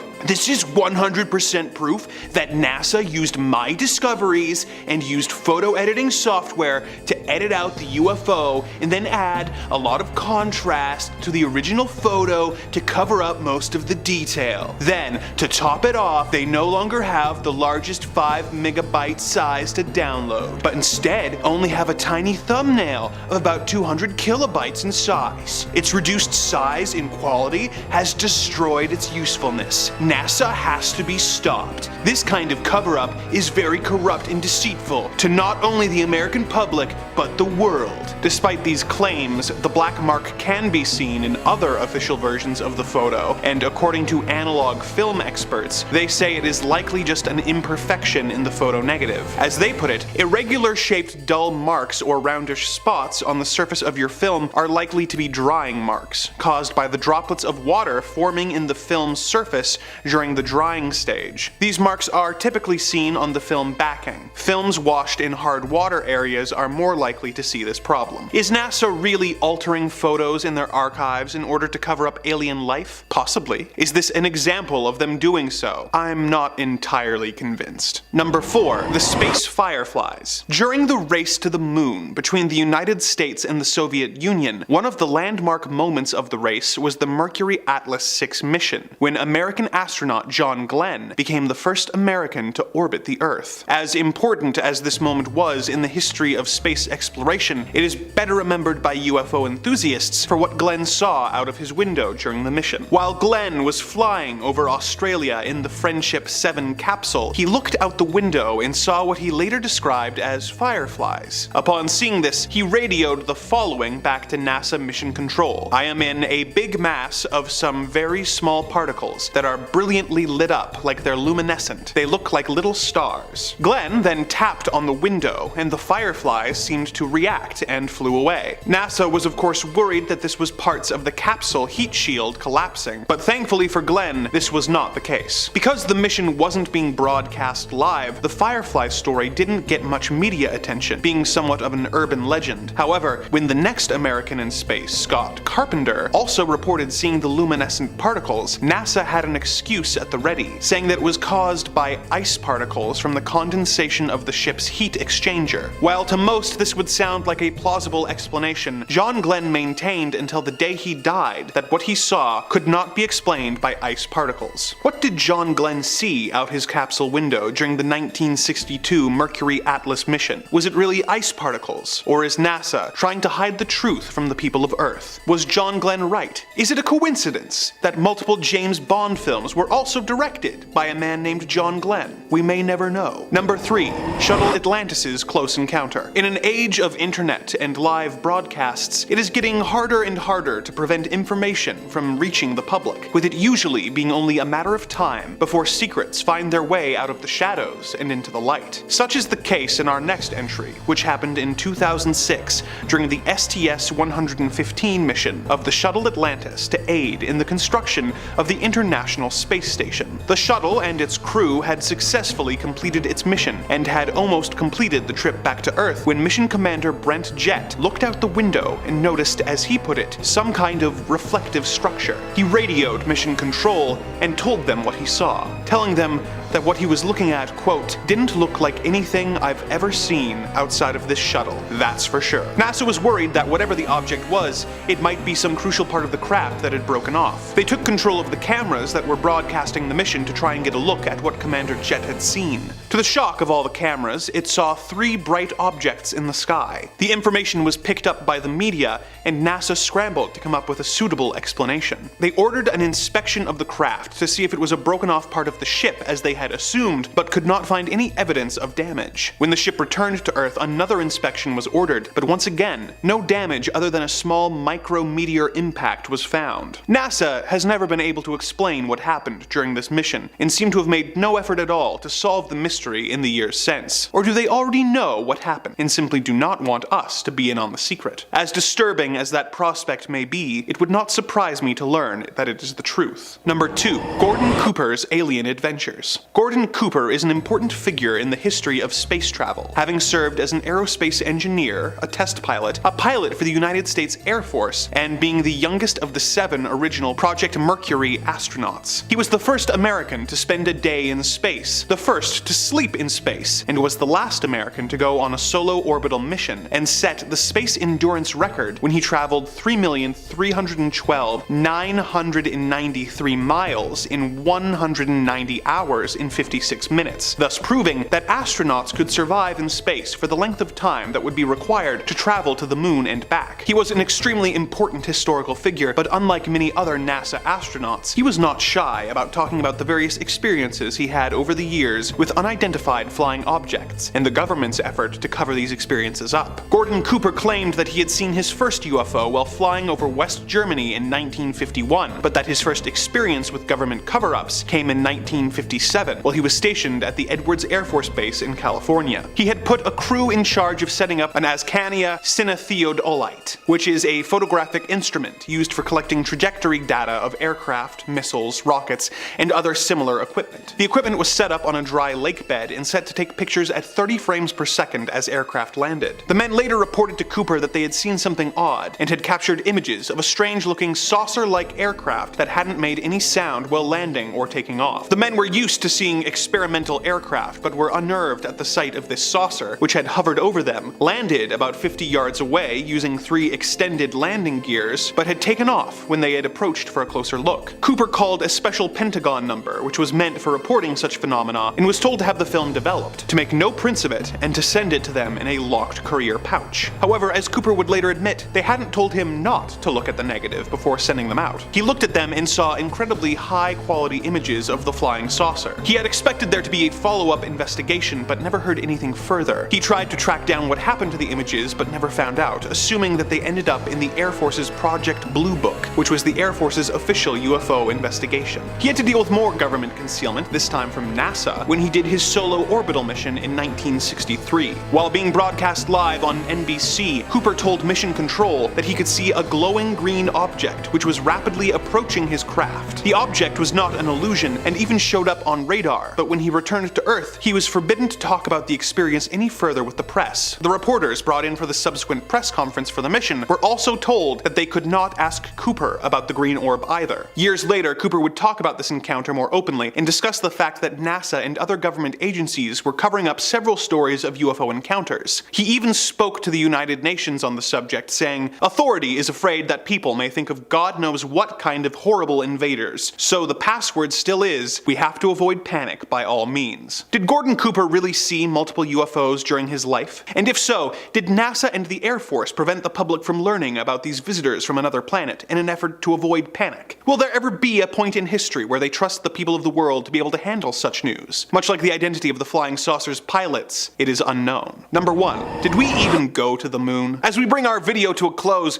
we must talk about one of the most popular NASA cover-up theories out there. While several people are convinced that NASA has come across evidence of alien life that they are keeping from us, or that they have even managed to make contact with extraterrestrials, there is still an inherent level of trust involved in those theories. The idea that NASA is covering up such evidence relies on the belief that NASA has really managed to send men to space. However, there are a significant number of people who don't even trust that this occurred, believing that man has never set foot on the moon. In the interest of fairness, let's explore this theory further. The gist of the theory is that while the United States and Russia were racing to see who could get to the moon first, the United States government built a set and filmed fake astronauts pretending to walk on the moon, broadcasting the footage across the world and effectively ending the space race in their favor. Some theories even say that famous director Stanley Kubrick was hired after the impressive special effects in his science fiction film 2001: A Space Odyssey caught the eye of the US government. He was apparently hired to direct the allegedly fake moon landing. The evidence that people have latched onto over the years include shadows in photos that don't line up how people think they should, claims that the astronauts could not survive the Earth's radiation field, the lack of stars in the moon landing photos, and the infamous American flag that they claim appears to be flapping in the wind despite the lack of wind on the moon. Most, if not all of this evidence has been explained by NASA, but once someone is convinced that the moon landings are fake, no explanation from NASA is going to convince them. Whether the moon landing is real or not, it is a good example of how the public's trust in a government institution can erode to the point where some people feel like they can't even take the most basic bits of information provided by NASA for granted.